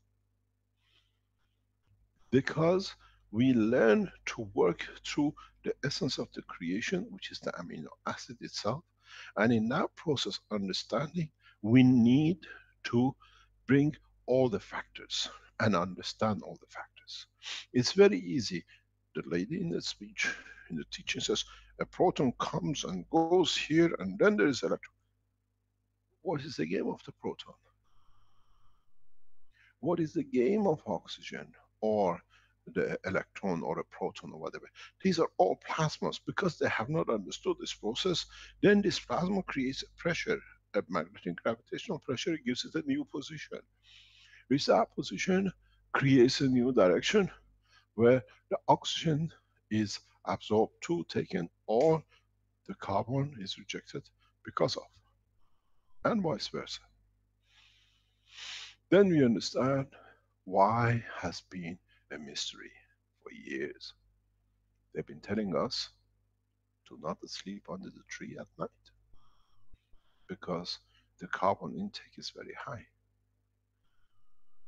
Because the gravitational magnetic field creates that a structure that you create in your CO2 box, which with the presence of the nitrogen creates the same gravitational magnetic field plus the gravitational field of the earth that calls in for energy of the carbon to be enforcing the condition on the nitrogen inside, which at that level there is no need, there is no strength for the oxygen to be as a field transfer available.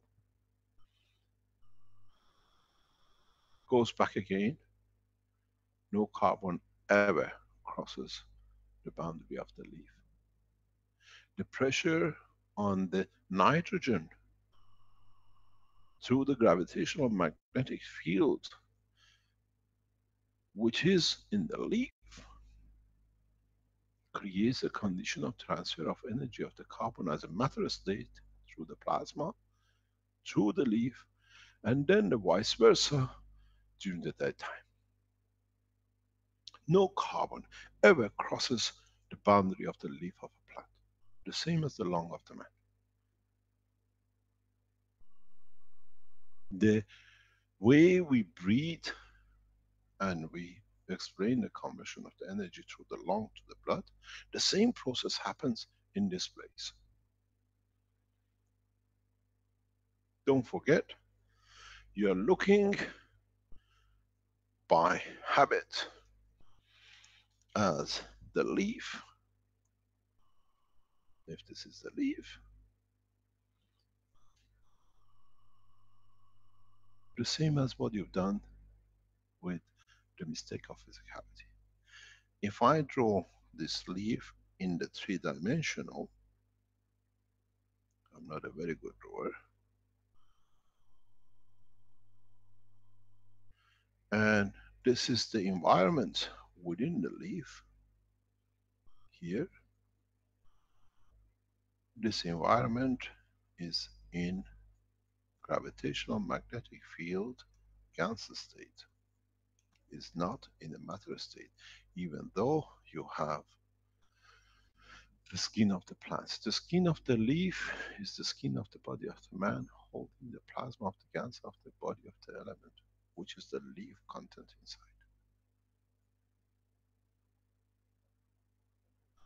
This is why, if you understand even deeper that this is made of amino acid, Mr. Cohen, then we understand why plants have emotion, and if we can tune into the gravitational magnetic field of them, we can communicate with them. Because they are made of the same amino acid from the same environment that you and me and everything else is created out of. Now, The life and the science of the creation in the dimension of the what we call vertical people has different meaning if you understand this fully. Then in the planet Zeus, you decide you want to be the vertical, not to move and everything comes to you. You use the environmental gravitational pressure, or you become the horizontal people and you move to collect more of different things and not one. You become the traveler on a jet plane in different directions from China to United States and then South America, or you decide I'm a local guy, I'm not moving from the village, but I take everything that comes in the village. Become what we call the vertical people. Now, with the science and understanding the true process, the photosynthesis goes through the window, doesn't it? Because in this environment which you have created, you have all the elements, the nitrogen, the carbon, the hydrogen, that you do not even need to absorb water from the ground, because in that process of photosynthesis, what you call it, in this process of what we call plasma interaction, you create the gravitational magnetic field of the water the same as the lung. You produce your own moisture. This is important for governments like Chinese government to understand what is their worries in the, what is the desert moving towards Beijing. If they understand this, they can create a condition that vegetation can grow without any need for anything. And in a way, by rooting, stop the movement of the deserts at the boundaries of Beijing. But this needs a lot of understanding. But when you create this condition, you don't plant plants which are not suiting the gravitational magnetic fields of the environment, like as we saw the tree line in the mountain, but vegetation which fit into this environment will grow themselves. You have to work in harmony with the environment. If you force it, then you have to fight it. If you create a condition which uses the true gravitational magnetic field of any destination, be it the desert, be it the sea, be it on planet Zeus, you can live. You can create a condition that is what you need for the time you need it. The creation of the deserts on this planet is done because of the, what we call the angle of the planet. The planet starts from the north and rotates down, and it goes through that phase of desert and then coming down to the equator, and then the planets on the equators, they ball in and it turns over. If you go back to the history of, let's say, United Kingdom, it used to be some time ago part of a desert, and it used to be at the bottom of the sea in another time, through the angle of the rotation of the planet, which everything rotates. It takes billions of years, but they come up. The evidence of his is geologists. They can tell you very much exactly where you've been and what has been. It takes billions of years, but what is created in the North Pole gradually becomes part of the equator on the landmass. And this is, we cannot stop this process. But in so many ways, as it goes through it, you have to understand, then it shows why we cannot create, or we don't see as such vegetation in the desert area. Leave it to me, I make the deserts to be the oasis, green as what we call jungles of Amazon, because I understand why. But then this brings another problem for us. Where does then, if we do such a thing, we'll create a dynamic flow on the surface of the planet for the evolution and rotation of the magnetic field of the matters we call air. We need the hot and cold and the temperature difference to create this dynamic atmosphere that it guarantees life. And This planet has got used to it and it's adjusted itself in evolution. As it's happening slowly, it matches up itself. As I said before, without the dust from the deserts of Central Africa, there'd be no life, more or less, very limited life in the Atlantic Ocean. Because the dust from the desert, this red dust, becomes the beginning of the life when it lands in the ocean. Millions of tons of it. If we stop this, then what happens to the food which is needed as fish that so much man relies on? We become an integrated system. We cannot change it. One is depending on the other. But in places we can create small deviations, but not by what happened with the Israelis with Sinai Desert. Tarmac it, put a new soil on it, and put orange trees, and when you cannot control it, the whole thing goes collapsing. Read about the Jaffa orange, how the Israelis created it in the Sinai Desert after the 6-day war when they took the Sinai Desert. They grow oranges on a desert land because they tarmacked it and they put new soil and then they put plants.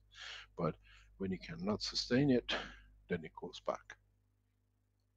But you can create conditions to sustain life, like in the borders of the Beijing, in what they call the deserts, which is moving onto Beijing. Then if you understand this, you can do the same anywhere in the universe. But you have to understand which way the fields are moving. We look into the deep space and we see what we call the darkness. But in time when man becomes educated and creates new tools, we see the same thing. The magnetic fields flow in one direction and later on they flow in another direction. The same process as we have a day and night photosynthesis, as you call it, field flow, the same thing happens in the universe but in a larger scale. In the dimensions, what we see, the pictures coming from NASA, the telescopes they have, and they see the magnetic fields, we see dimensions, environments where the systems and the galaxies are totally rotating different direction in opposition to what is the rest of the area is doing. Why? One is the direction of flow, one is the interaction of the other universes at that point. There's a lot to learn, but we have to understand this basic of the interaction of the fields. This, if you look, the reactor we showed in between, that the amperage changes according to the time. It gives you a lot of knowledge in how you can create lift and motion from any space. For those who are in a space research lab, understand this. I asked you a couple of weeks ago, run such a test to understand. Because if you can create a gravitational magnetic field using the Earth gravitational magnetic field that it matches, you don't need to bend anything. The field of the Earth, like a wind, blows you into the air. But because you have a field strength within the reactors you have created, then you dictate the strength of that wing. You want to float or you want to blow and go as fast as you like. In the new science of space technology, you don't need to burn the fuel, because by adjusting the field strength you left, and you dictate how to and where to and how to blow in the winds of the environment. We've seen this clearly in what happened where Tom Sellers went. Maybe now for the first time you understand how come the rest of the area is flattened by hurricane, but not the house of the mother of Tom. Because the gravitational magnetic field created by the gases which has fed the plants and more or less the whole environment with, is not just the plant, they have created a condition that they do not follow. They do not interact with the field of the environment. The wind has no strength to blow through it because they're above it. It's what we call gravitational magnetic field shielding. The shielding comes when you have a strength higher than the environment. It's a bulletproof, even though some wind might go through. Now, the whole science with the experience of what we've done makes sense. There is no mystery, as Tom was showing us in the Tuesday teachings of the, what they call the Earth Council and Universal Council, that he's done this and this is, that's why the mother's house is like an oasis. If you have the pictures, please can you put it up, Rick, if you can find it, from Tom Sellers. Now, understanding this, even the photosynthesis becomes meaningless. It's feel the strength interaction, and we understand this more. This is total part of the structure of what I said. We bring the physical teaching of the matter state into the field, and then is in the soul. Because a plant has a soul, because it interacts, it's a dynamic, so he has a center line. Why can we cut a tree, part of it, cut its wings, cut its leaves, cut its branches, and it still lives, and it gives more? It's a giver, because now it has directionalized its field. This is the beauty with the vertical people, because they have directionalized the stem of the tree, the trunk of the tree is the where I release my energy from whatever I accept collectively through my soul. This is why the trees have different shape and different structure. They decide from their soul, from inside, what environment I cover. I can go, because of the field strength I receive, all the way up, become a very tall tree. Or I have a composition which allows me not more than 10 centimeter field effect, I become a herb, a shrub. I create a condition according to the central point, that at certain points I need energy points for myself, that I can at certain points balance with the environment. I call them the fruits. The picture we see today, if you join the Tuesday teaching, you see it. This is the house of Tom Sellers' mother in the hurricanes which went through, flattened the whole of Caribbean this year. And nothing has happened to the garden. We have a video. Do you have access to the video of this, please?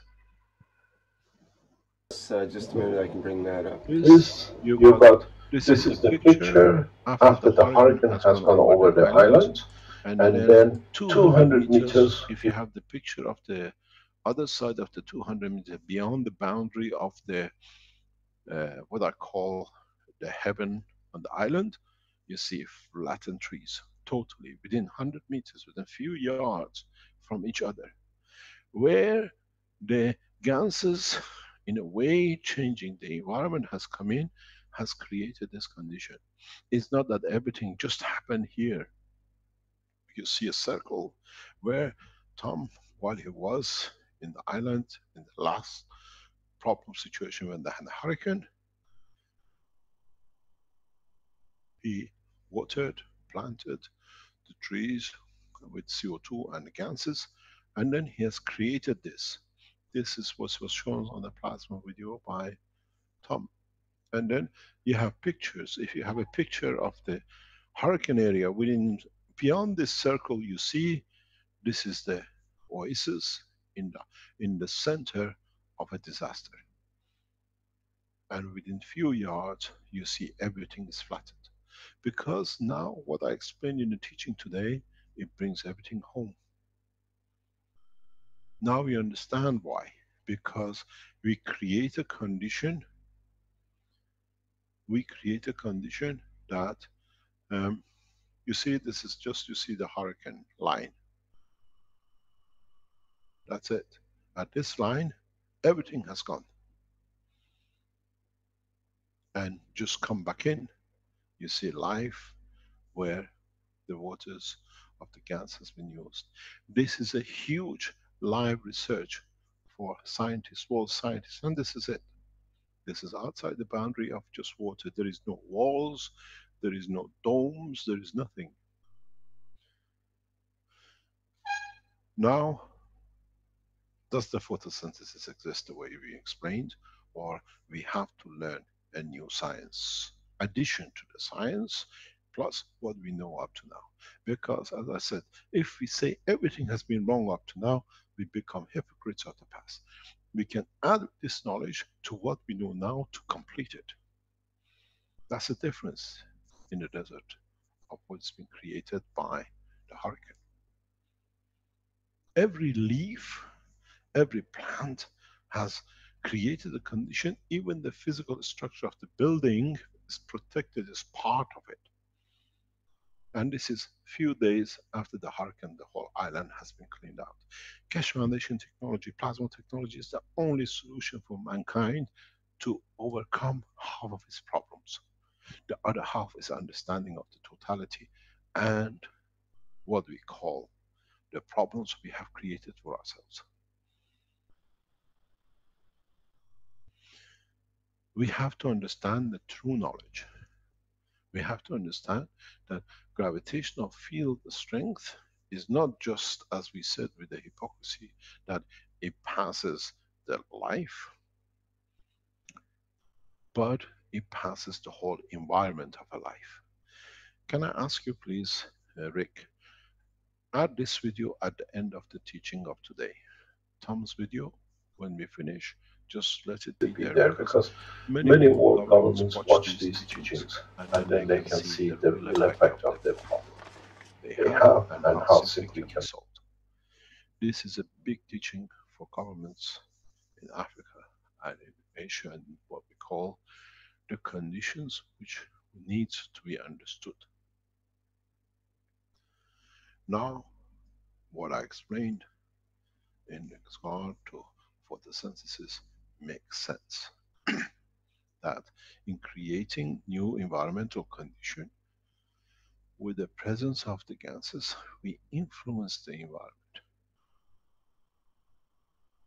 We decide where we don't interfere the gravitational field of the earth to interact with the plants inner, what we call the Ganser state of the leaf of a branch or whatever, in respect to the sun's gravitational magnetic field pressures. Wouldn't we like to see this across all the islands of Caribbean? Let the hurricane come. If the government, like American government, decides to spray the islands with the CO2 gas, they'll have more effect than what they did with the orange agent in Vietnam. The beauty of the light of the gas is much better than the color, orange color of the poison. They have left it still killing so many. This is why we need one nation. This is why we need to become one nation.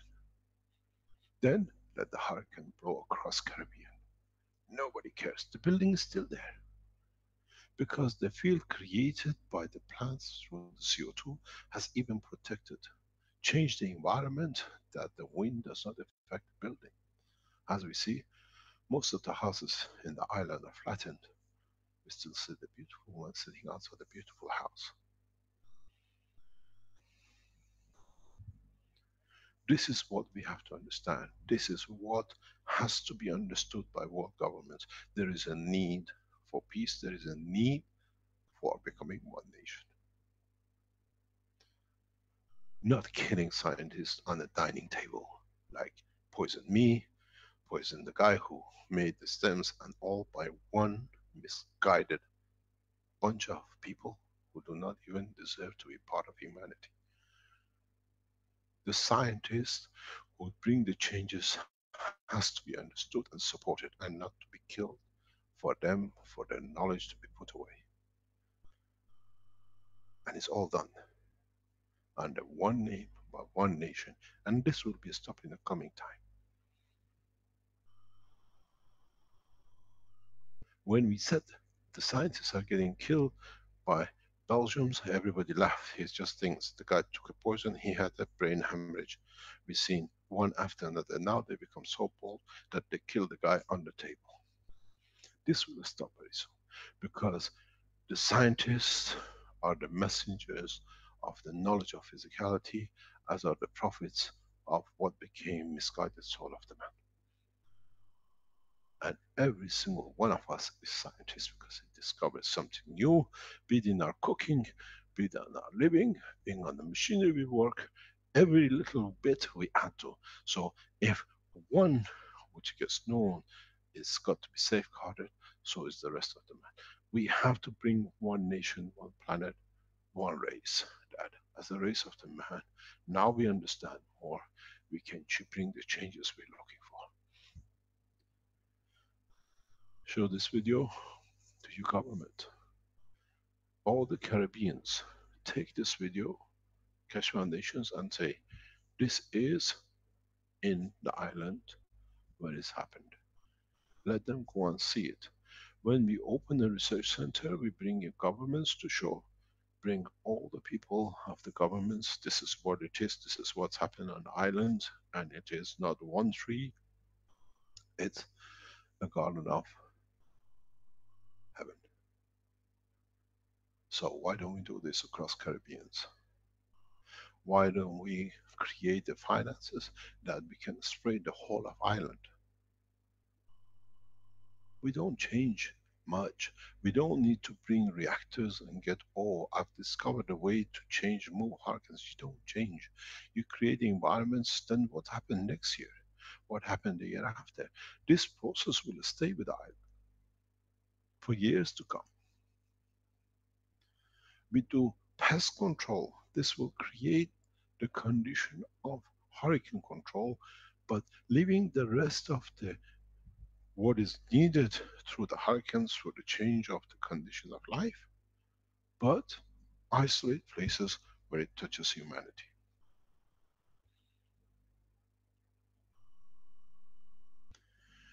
This is what I said, the fallacy about photosynthesis, because it doesn't exist. But because nobody understands, we can create any rubbish people believe. It's become a religion, misguiding people and letting them believe is the correct. But in a way, we didn't know anymore.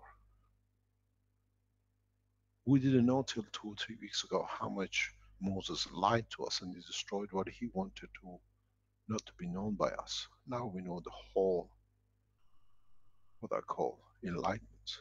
The same is with this. Understand photosynthesis, you call it. It's in fact is plasma synthesis.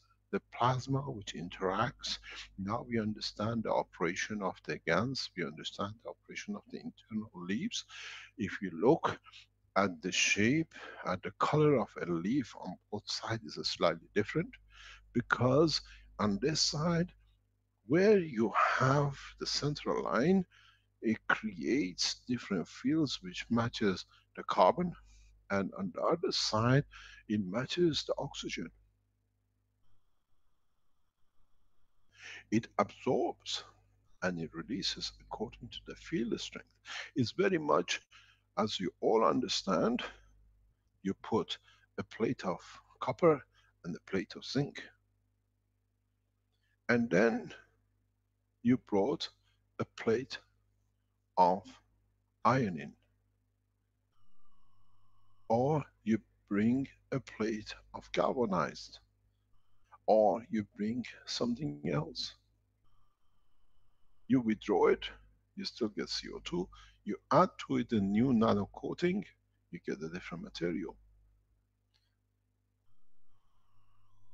For those of you, especially in the factories, those of us who are setting up the manufacturing companies and the gas production systems, as we use 3 plates, you have to watch.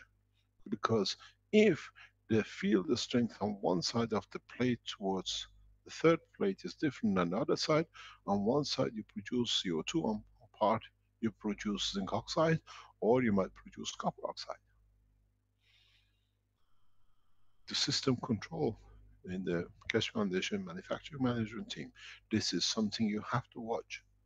The electric current between the plates has to be, even though we use the same plate, otherwise you create huge amount of mixture of other things inside.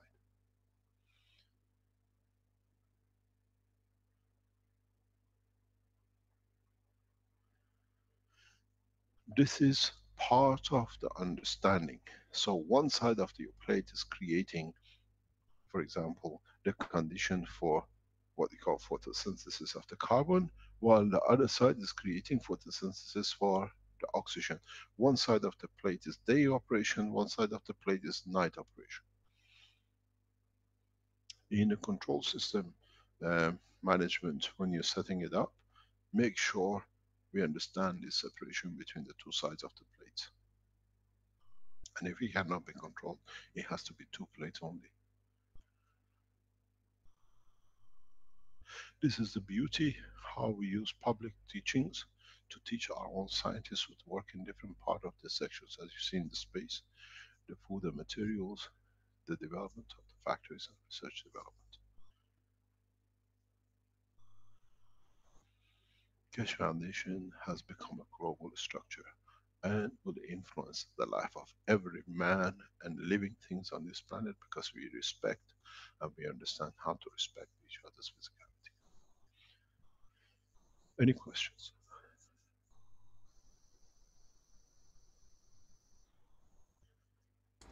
Thank you, Mr. Keshe. I would like to thank Tom Sellis for the beautiful job he's done, and I have put a request to speak to him that he becomes the head of Keshe Foundation Rescue worldwide, and I hope in time we'll see it, because what is done in the Caribbean is needed to be understood by all the things, and we should have the resources to support it to be done. We don't need to go and every time, every year to rescue and worry how we can feed them. We change the environment of the Caribbean in these islands that no hurricane can touch.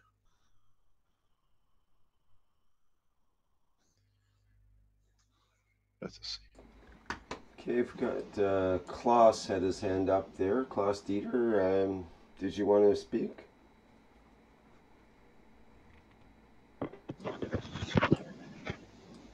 Hello. Yes. Hi Hello. there. Hello to the Hi. Keshe. Hello. Hi. Yes. As Mr. Keshe know, I worked many years with the diamagnetic fields of the minerals, and especially different fields of humus molecules. And we see now a possibility to help the olive trees with this bacterium effect. Please, Mr. Keshe, contact me in the next days, and we want to discuss this with you. It's a very fine way with a form of liquid plasma, and I can show you this with the crystallization of the root structure of the water, how fine this works. Can you explain more? And all the trees are healthy. Yes, you see there is a big problem. As you know, there is a big problem in south of Italy. Millions of trees are affected. Yes, I know. When we offered a solution to the Italian government authorities, they were not interested, because the money made out of seeing the olive trees destroyed for their private accounts is much more important than the salvation of the trees. There's a huge amount of money is given by EU to sort this problem out. The problem sits. We have worked with the highest people at this level, and they've been told not to touch because there's a lot of money is made. It's like the bridges in Italy which go nowhere, but the EU has paid for it. I think the work of the EU has to change. Has to be performance index payment, not we pay and we would like to see performance. This is one of the biggest faults in the European community. They budget, we give, and then you see how much you can take from it and rob the European community from. Then this is the guidelines, you deliver, we check, if it's there, we pay. And this is what it is. What you're trying to explain to us, we know for a long time. I have negotiated with the Italian authorities at the highest level regarding the problem with the olive trees in south of Italy. You just need to change the environment in a way you don't change much, but what do you call the pest or whatever is there, it changes and the trees grow very healthily. But it's not interested because the money, billions, has already been guaranteed by EU, and the money has already ended up in Swiss banks and on the bottom of the trees to change them to help them. There is no interest in EU to salvage anything unless the head of EU become clever to it and understand that's what it is. They've created a 10-kilometer gap inside of Italy for the trees as this disease is growing and going further, but it can be stopped with less than a few $1,000s in changing the environment. We are quite aware of this. I've done tests on it and it works. But if scientifically can be shown, they still won't be interested because the money's already ended up in Swiss banks and the private jets and the rest of it. There is a flaw in the structure of the EU, and that has to be corrected by EU leaders and nobody else. We know this, what you're trying to show me, I hope I'm correct. We know this for a long time, and we have offered how we can change. It's not just olive trees, you can do with any disease tree, anywhere in the world. And this is the beauty of it, because you don't change, you don't kill the animals, you create a condition where the pest is not suitable for them. They move to somewhere else if they can find somewhere else to move into. Is creating a condition that the life does not exist. But at the same time, it's a double-edged knife which we have to be very careful with. It cuts on both sides. With creating a new environment, do we invite new conditions, new pests, which could be more harmful or better for the plant? As I said, the life on this planet is a composite, and a very complicated composite. Every single cell in the body of the man is created under different condition, gravitational magnetic field instance, and we have trillions of cells in our body. So there are trillions of different conditions we have to understand. It's not all, we can't say, oh, everything we do is 100% correct and this is that. We have to understand our action has consequences. And if that consequence is good for the tree, or are we just trying to enforce and blind others that they don't see the others, we just got rid of this, but have we created the condition that another life is invited to take nest in the tree?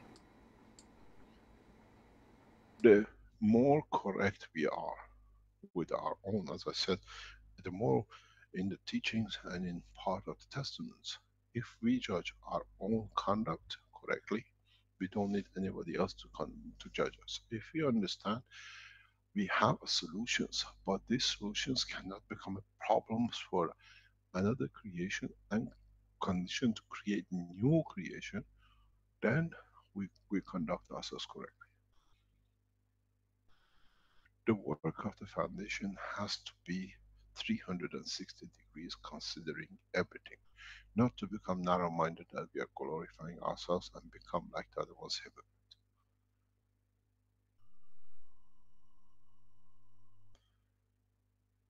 What do we create by changing? Okay, the tree can survive much better. But do we create problems for the neighbors in the next field? Or for the plant to become the center for a virus for a plant than just being a seed or whatever, or a worm?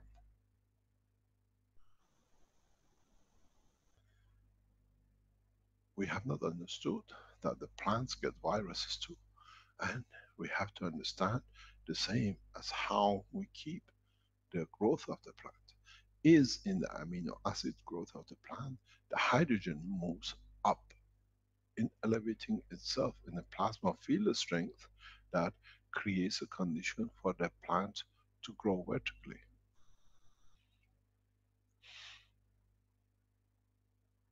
Then, as we said, to go back to the teaching in the agriculture, every Every tip in the leaf of a mint has a strength magnetic field connection that it adds to itself. That's why herbs are different. They absorb more because of the total variation. Every single tip of a little nudge on the edge of a mint leaf creates its own specific condition to absorb from the earth. The collection of it makes a leaf of a mint. And then the collection of it in the what we call sp3 creates the smell of mint. When we use the CO2 to feed the mint, would the odor become stronger? Or would the strength of the meat now would be good for certain disease? Because now it's not the mint anymore, it's elevated in a different strength, can match something else.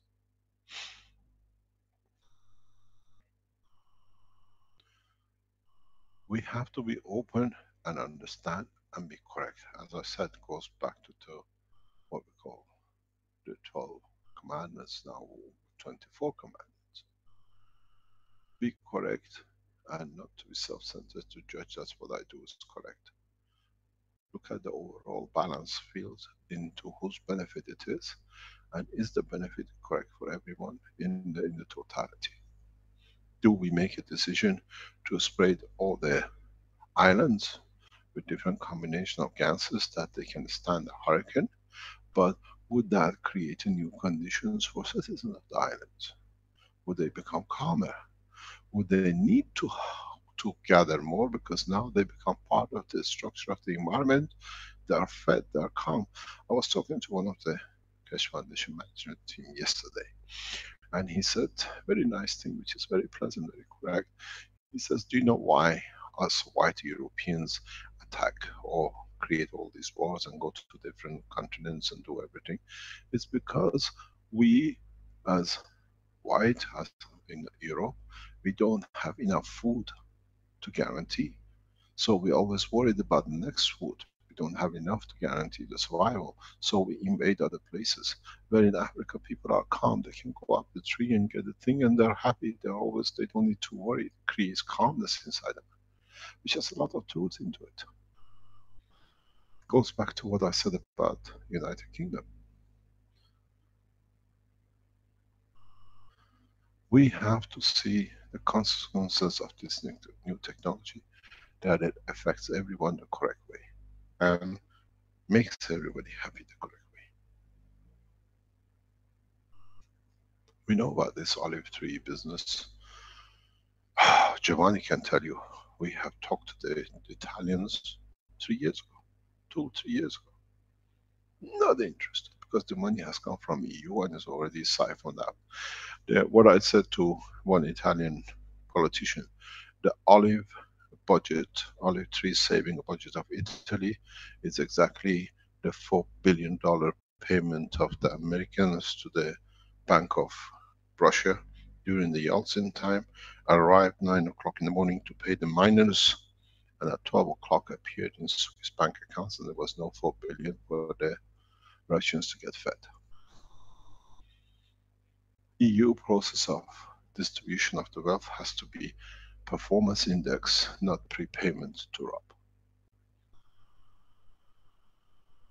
And then they would have grabbed the technology like us. If you show it to us, we can get the money. It's prepayment of bribery, I call it, and it has to stop. We see the same thing with American agriculture.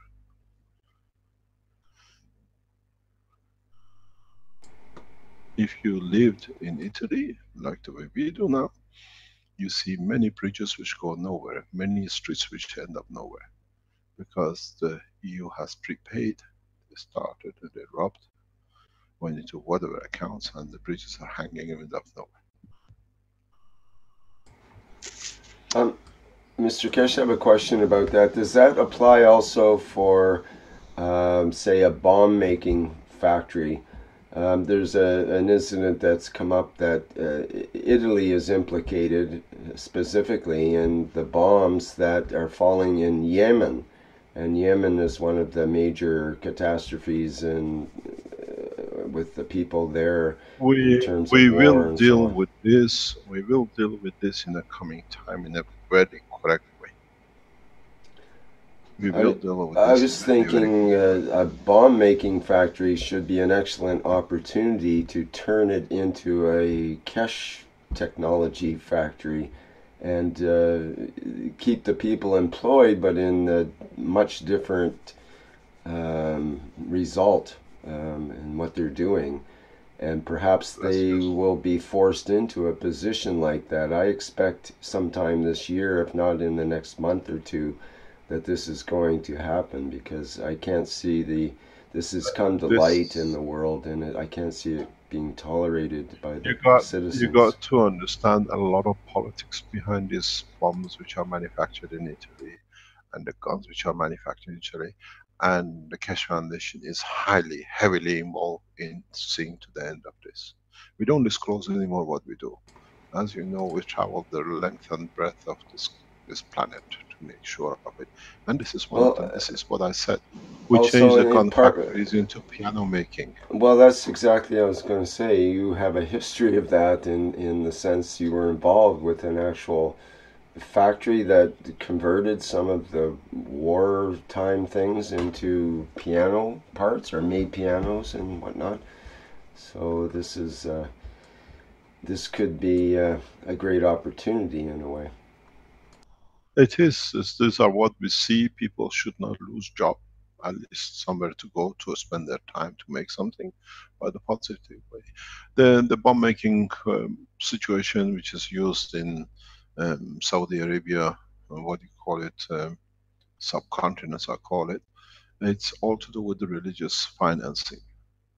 All the bombs, all the bullets and the guns built and is used heavily into bombing the what they call Shia side of the Islam by the Sunni side is financed through Vatican. We are fully aware, we've seen the bank transfers, we are fully aware of it. Vatican is very annoyed with Keshe Foundation, the way we monitor the operation, we expose their work. There is something very, very interesting. Go back to something very interesting, the way we are affecting peace and peace process. Go back to before 5 weeks ago, when we exposed the operation in North Korea, that who was behind what and what was happening, and just look at the news in past 2 weeks. Suddenly out of nowhere, North Korea has opened peace talks with South Korea. Out of nowhere. This is a camouflage. This is a plan for a bigger plan, but we still see it. And as I said before, we are very effective in the political scene through the correct conduct. If you would have said negotiations as we've seen in past 48 hours, 72 hours between North and South Korea, suddenly coming by a man who made the rockets to bomb them, is not out of strength, it's the exposure of the who's involved we did before Christmas in the teaching. They thought it was hidden, now it's not. So now there is a new game in town trying to cover up, but still carry on underneath. We are heavily, heavily involved in opening structures to create peace, but with it we have to show who's behind what. And it's possible. You got to understand, as long as the Jewish world and the, what I call Catholic world, keep the Islamic nations at each other's throat, the more they can blame the others to collect more. I'll give you the statistics sometime in the future, how much each person is counted by Catholic Church is worth as a financial entity. It amazes you what it is. But yes, and these bombs, as you call it, made in Italy, are financed, because this war in Middle East, the way we see it, is planned, and stupid people, because they received money in their bank accounts in Switzerland, are following it.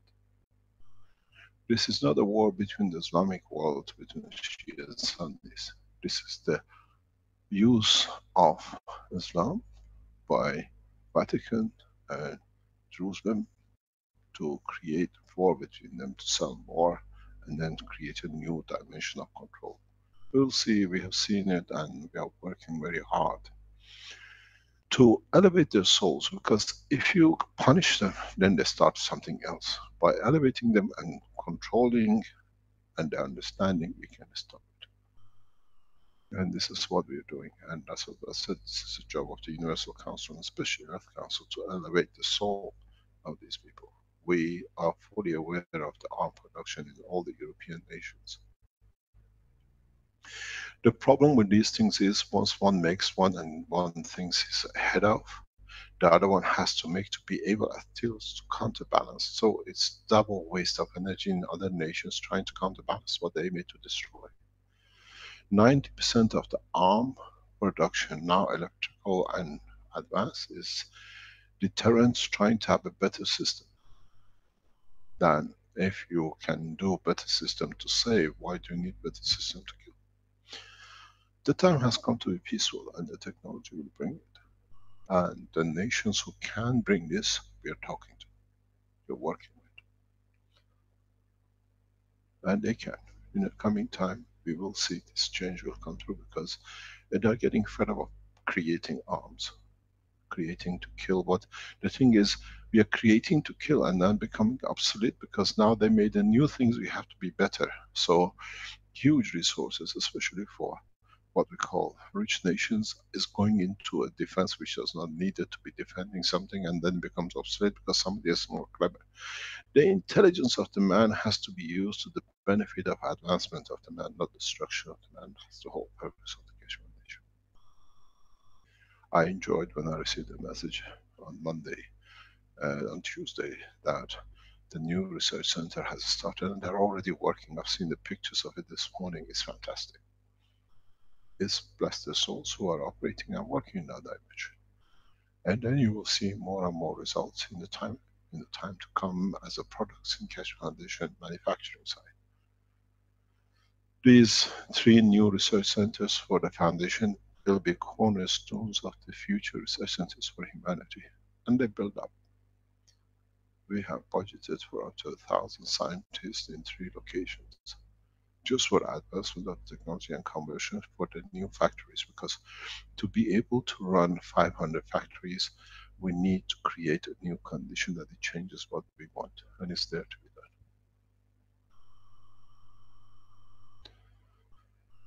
done. Any other question? I think John Wells had a question here, and do you want to go ahead, John?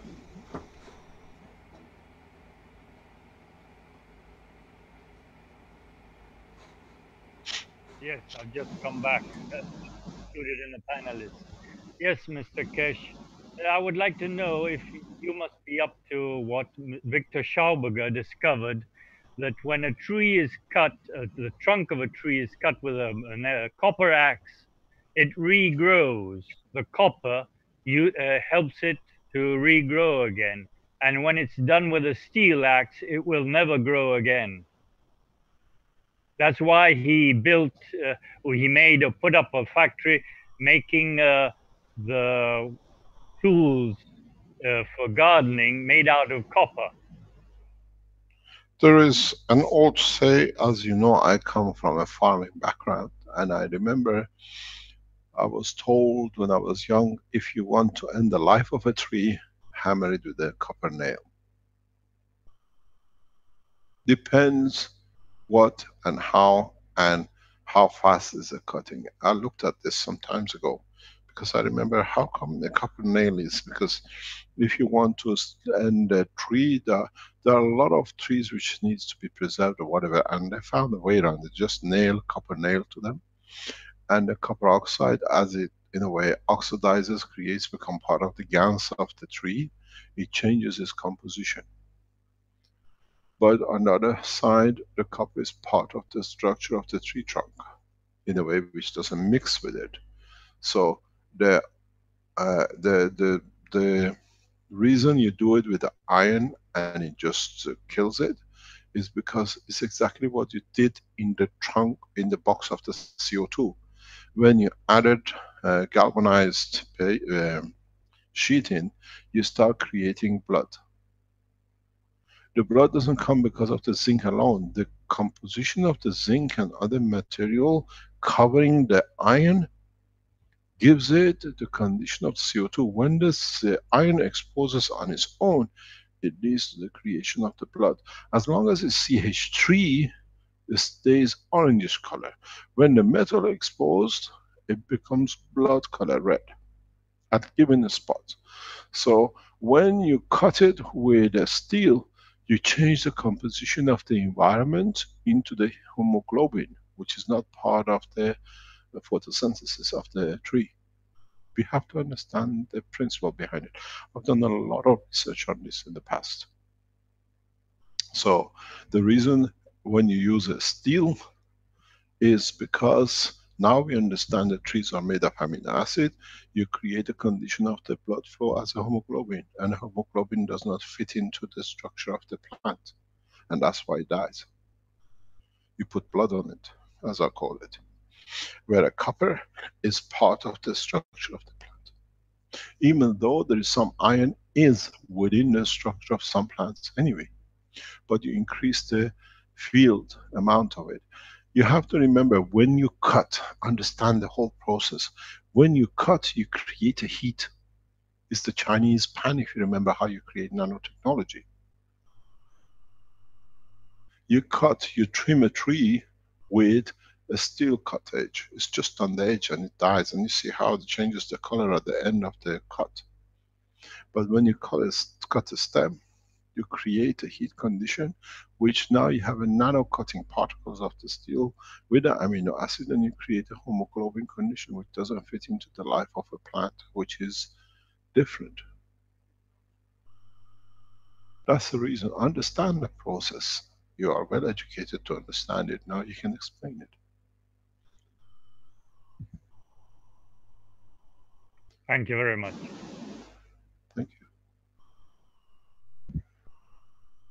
I carry the knowledge of universe. It's just to understand how to apply it the correct way. It doesn't matter where in the universe you are. That comes to Krasmir's question in the chat. Mr. Keshe, how to open our soul or adjust it so it can accept and interact with the fields of the universe and teach our physicality to accept this process? Our soul already have access to it. We have denied it to our emotion, to our physicality. As simple as that. We are always waiting for physical confirmation, but our soul is already connected to the universal community. Is how we can get our physicality, because we are so physical, to understand, to accept, and live within this domain. Don't think just because you put the soul around some cells, you have isolated to itself. And remember, part of the teaching I said, the soul of the man, or the brain of the man, through its absorption and, in a way, attraction and repulsion, absorbs energy from the universe, where the physicality body of the man needs the dimension of the inertial matter state of the planet. Our soul does not need to be fed, but it needs the tuning from the physical part of the soul that it can interact with it. It's a leech which carries and is found a compromise for it to exist. But at the same time, it needs to tune itself. In that sense, Pete had a question earlier that he'd like to ask if there's time, and it seems to be.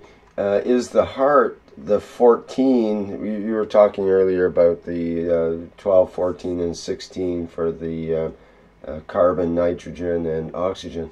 He asks, is the heart 14 and the two lungs 12 and 16, as they are different in size? So the flow is towards the smaller lung. Heart is 16. And heart carries a combination. And the two lungs would be the other, you mean? Sorry, yes. Go ahead. What happened? Yes. What happens, we need the, in a way, if you look at it in one way, yes, it's the nitrogen, but in reality, because it creates the totality of the field, and the balance side comes up from the two sides.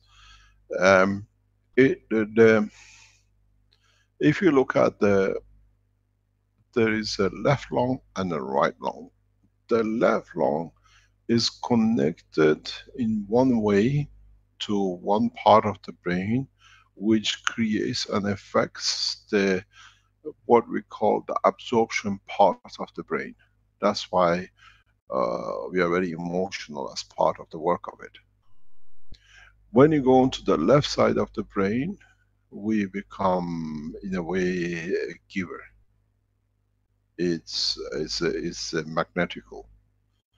Because if you look at it, you give with your right hand, which is connected to the left side of your brain. The same thing goes with the heart, the structure of the inside the heart and the lungs. The heart plays the two game as a nitrogen, but at the same time, because of the strength of it, it works at the high level of the oxygen. It has to be able to be a balancer and at the same time to play the condition of the balance as a nitrogen and oxygen to feed the surplus into the soul of the man.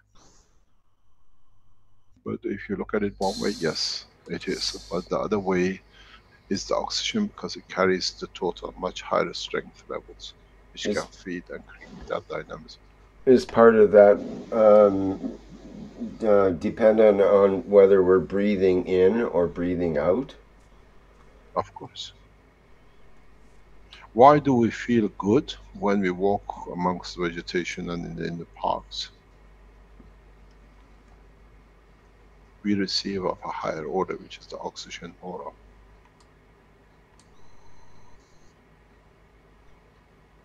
It is part of how, this is why we have different behavior if we live in different environments of the height away from the central core of the plant. Why people who live in the mountains have such a behavior and people who live in the valleys have different behavior, because we are part of it. We just, when we talk about the photosynthesis, about the plants and the leaves, go back to past couple of weeks teachings, it does affect us the same as a human being. We are affected by these fields from the planet day and night. I explained that in the recent teachings.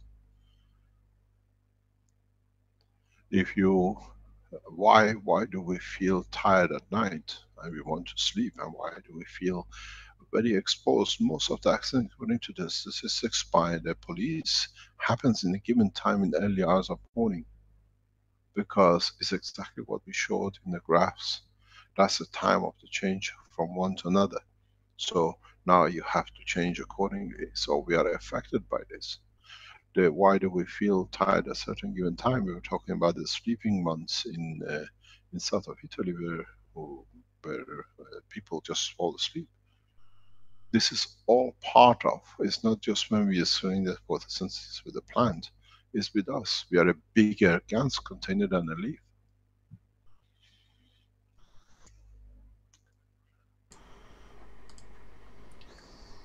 Mr. Keshe, Delphas, what is the relationship of the soul of the physicality and the non-physical soul? Soul of physicality is connected to one matter element, inertia connected, where our soul is a total collection of all the elements. One is central bank, one is the branches in each division. But they all send their surplus money back to the central bank to be kept, if you look at it that way.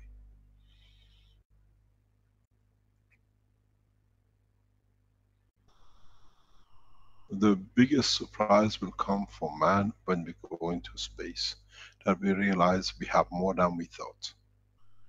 And we thank you, Earth, for giving us so much that we can survive throughout the universe.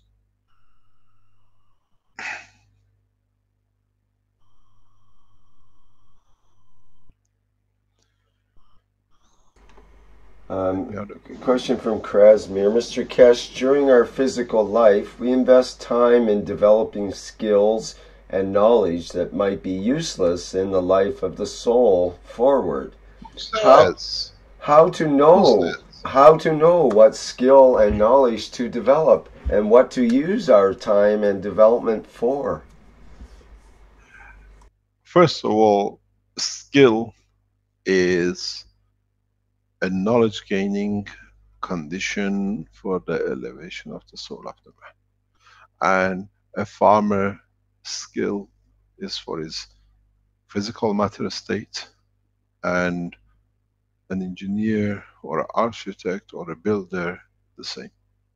It doesn't change anything in their soul.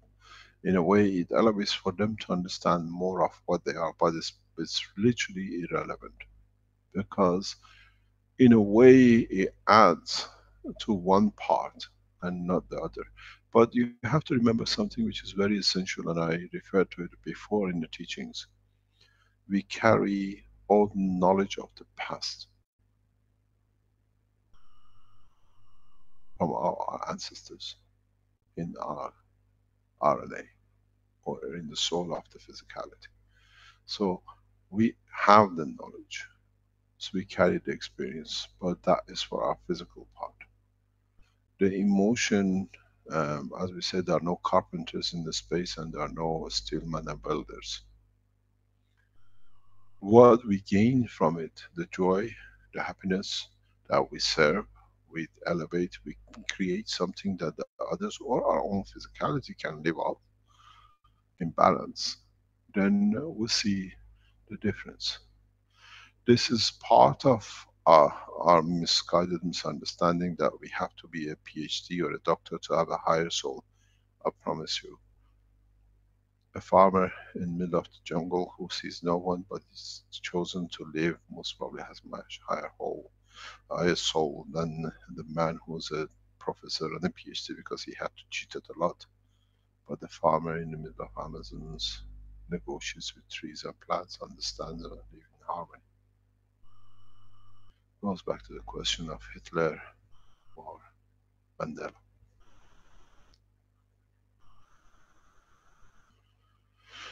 Shall we call it a day? Mr. Kesh, good morning. I was wondering what happened to Azar. Good morning.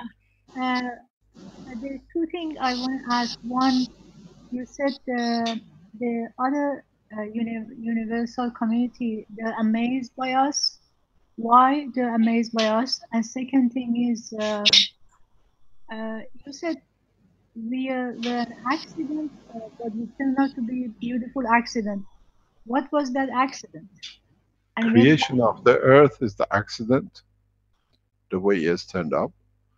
And why we are the puzzle is that how come these people have everything and they don't see it? How much they're ignorant to their own creation. I think this answers both of you in one sentence. And why the earth was an accident? Why? It just created out of the accident, just coincidental, and it took a direction of the rotation. And that's what it is now. The way, you see, there is a very interesting point I raised for some scientists and they cannot answer at the moment. And we look at the long term, but at the moment human race look as a short term. I wonder if our annual time, we know in Iranian culture we celebrate the Nowruz at certain given time and second. Was this rotation of the earth around the sun, that 365 days and so many seconds, 10 million years ago? Or did it have more seconds to it? We don't have enough history to collect this data, to have this data, but there is a way you can do it.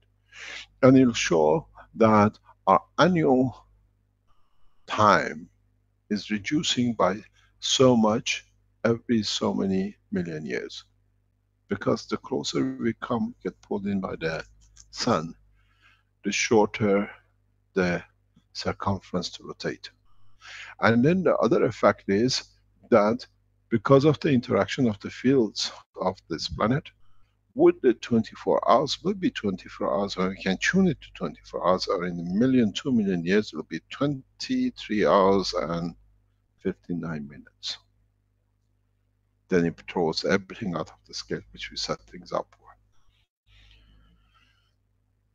This is what it is. So we are created in that is accident. It's accident because what it means, the conditions have created it. It wasn't pre-planned, and so it is what it is, and we have to accept it and live with it. As the dinosaurs don't exist because we are closer. You see, the existence of the dinosaurs and big trees and big plants goes back to before, billions of years ago, because of the same thing as I explained by the photosynthesis.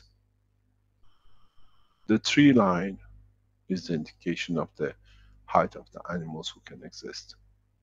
And as the pressure from the gravitational magnetic field of the sun becomes greater, does not allow growth of the taller trees and animals. It's simple as that. Now we understand our position, our height, our intelligence, whatever is dependent on the interaction of the field of this planet and the sun. The sooner we understand this, the sooner we find new technology, new dimensions in life. I have to be in a meeting, so I think we passed. It's nearly 12 o'clock. We've been here 3 hours. Right on. Thank you, Mr. Kish. No problem. Yeah. As I said, Keshe Foundation is developing very fast in different directions, and we have a lot of things which is happening around us for what we call the progress and development of the foundation in every aspect. Please just understand the teaching of today, because as I said, the teachings are becoming much more intense. The teachings are becoming very, very direct, because we have taught for so long. In 2 weeks' time is exactly 4 years that we started 208 teachings. 4 years we have started the teaching so openly and so consistently, non-stop, thanks to Rick and all the Keshe Foundation management in the background. We don't stop, we carry on teaching. And it's got to the point that the governments have started taking notice of the evolution and development, and hesitance comes because of the negative publicity, but the negative publicity has been very good for us. As you're aware, we are still in what I call the nursery of the knowledge of the universe, and to get into the first class we need a lot more to learn. And please listen to the teaching, especially since 2 weeks before Christmas, and now in the past 5 or 6 teachings we've taken a new course, and in that course we are entering into space technology in a very rapid way. I thank our research team in that. They're doing a lot of good work. Some of it they don't see, but on the other hand I don't teach because it has to be understood by them. The new research center with the food and materials, and the other research centers which is working with the energy and others. And I thank you all. Try to comprehend the essence of the knowledge, not to become a copycat, and then we develop very rapidly. Thank you very much for today. Please show that video of the Tom Sellers at the end after you close, so people see to understand all of it as he explains. Yes, I'm about to play that now. Thank you. I'll put the sound on so we hear him discussing it. Thank you very much. Have a good day. Thank you, Mr. Kish, and we'll see you in the next workshop. Okay, that brings to a close the 206 Knowledge Seekers Workshop for Thursday, January 11th, 2018. And we'll end with the Tom Salas video here. Okay, I'll play that now.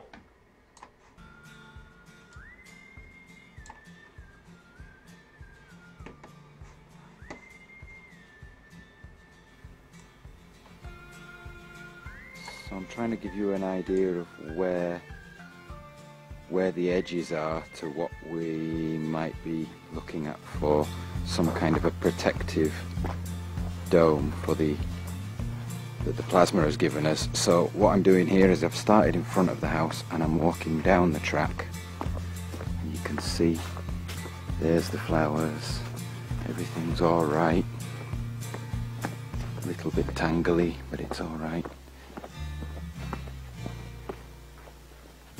Beautiful.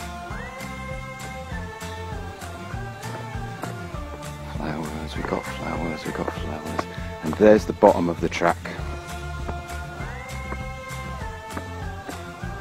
That's the kind of state of things.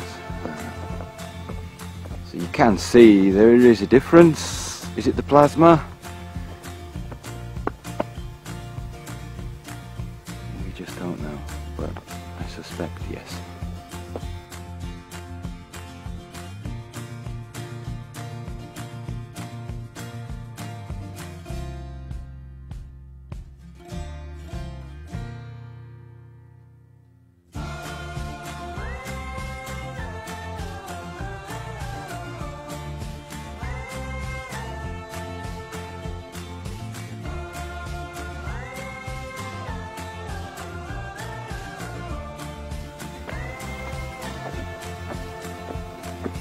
Sure, it's a different vibration.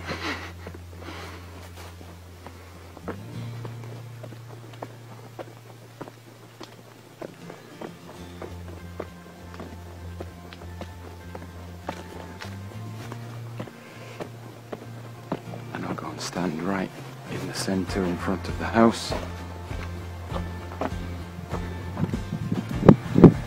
Say hi.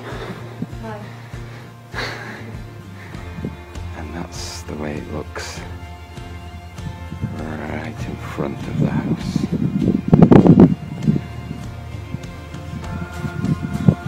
There's our beautiful mountains that were once green and then now brown. Right, here's the little shed that's intact, and kind of over the top there is my little house shack that got blown down. Kind of over there is the other shack that got blown down. So we feel that there was like a ring of, let's call it a ring of oasis around the house of a couple of 100 feet, and then there was an edge to that ring where things started to get a bit more vulnerable. We don't know if that's the case or not, but have a look for yourself. It's certainly a nicer vibe up here than it is down at the bottom of the track.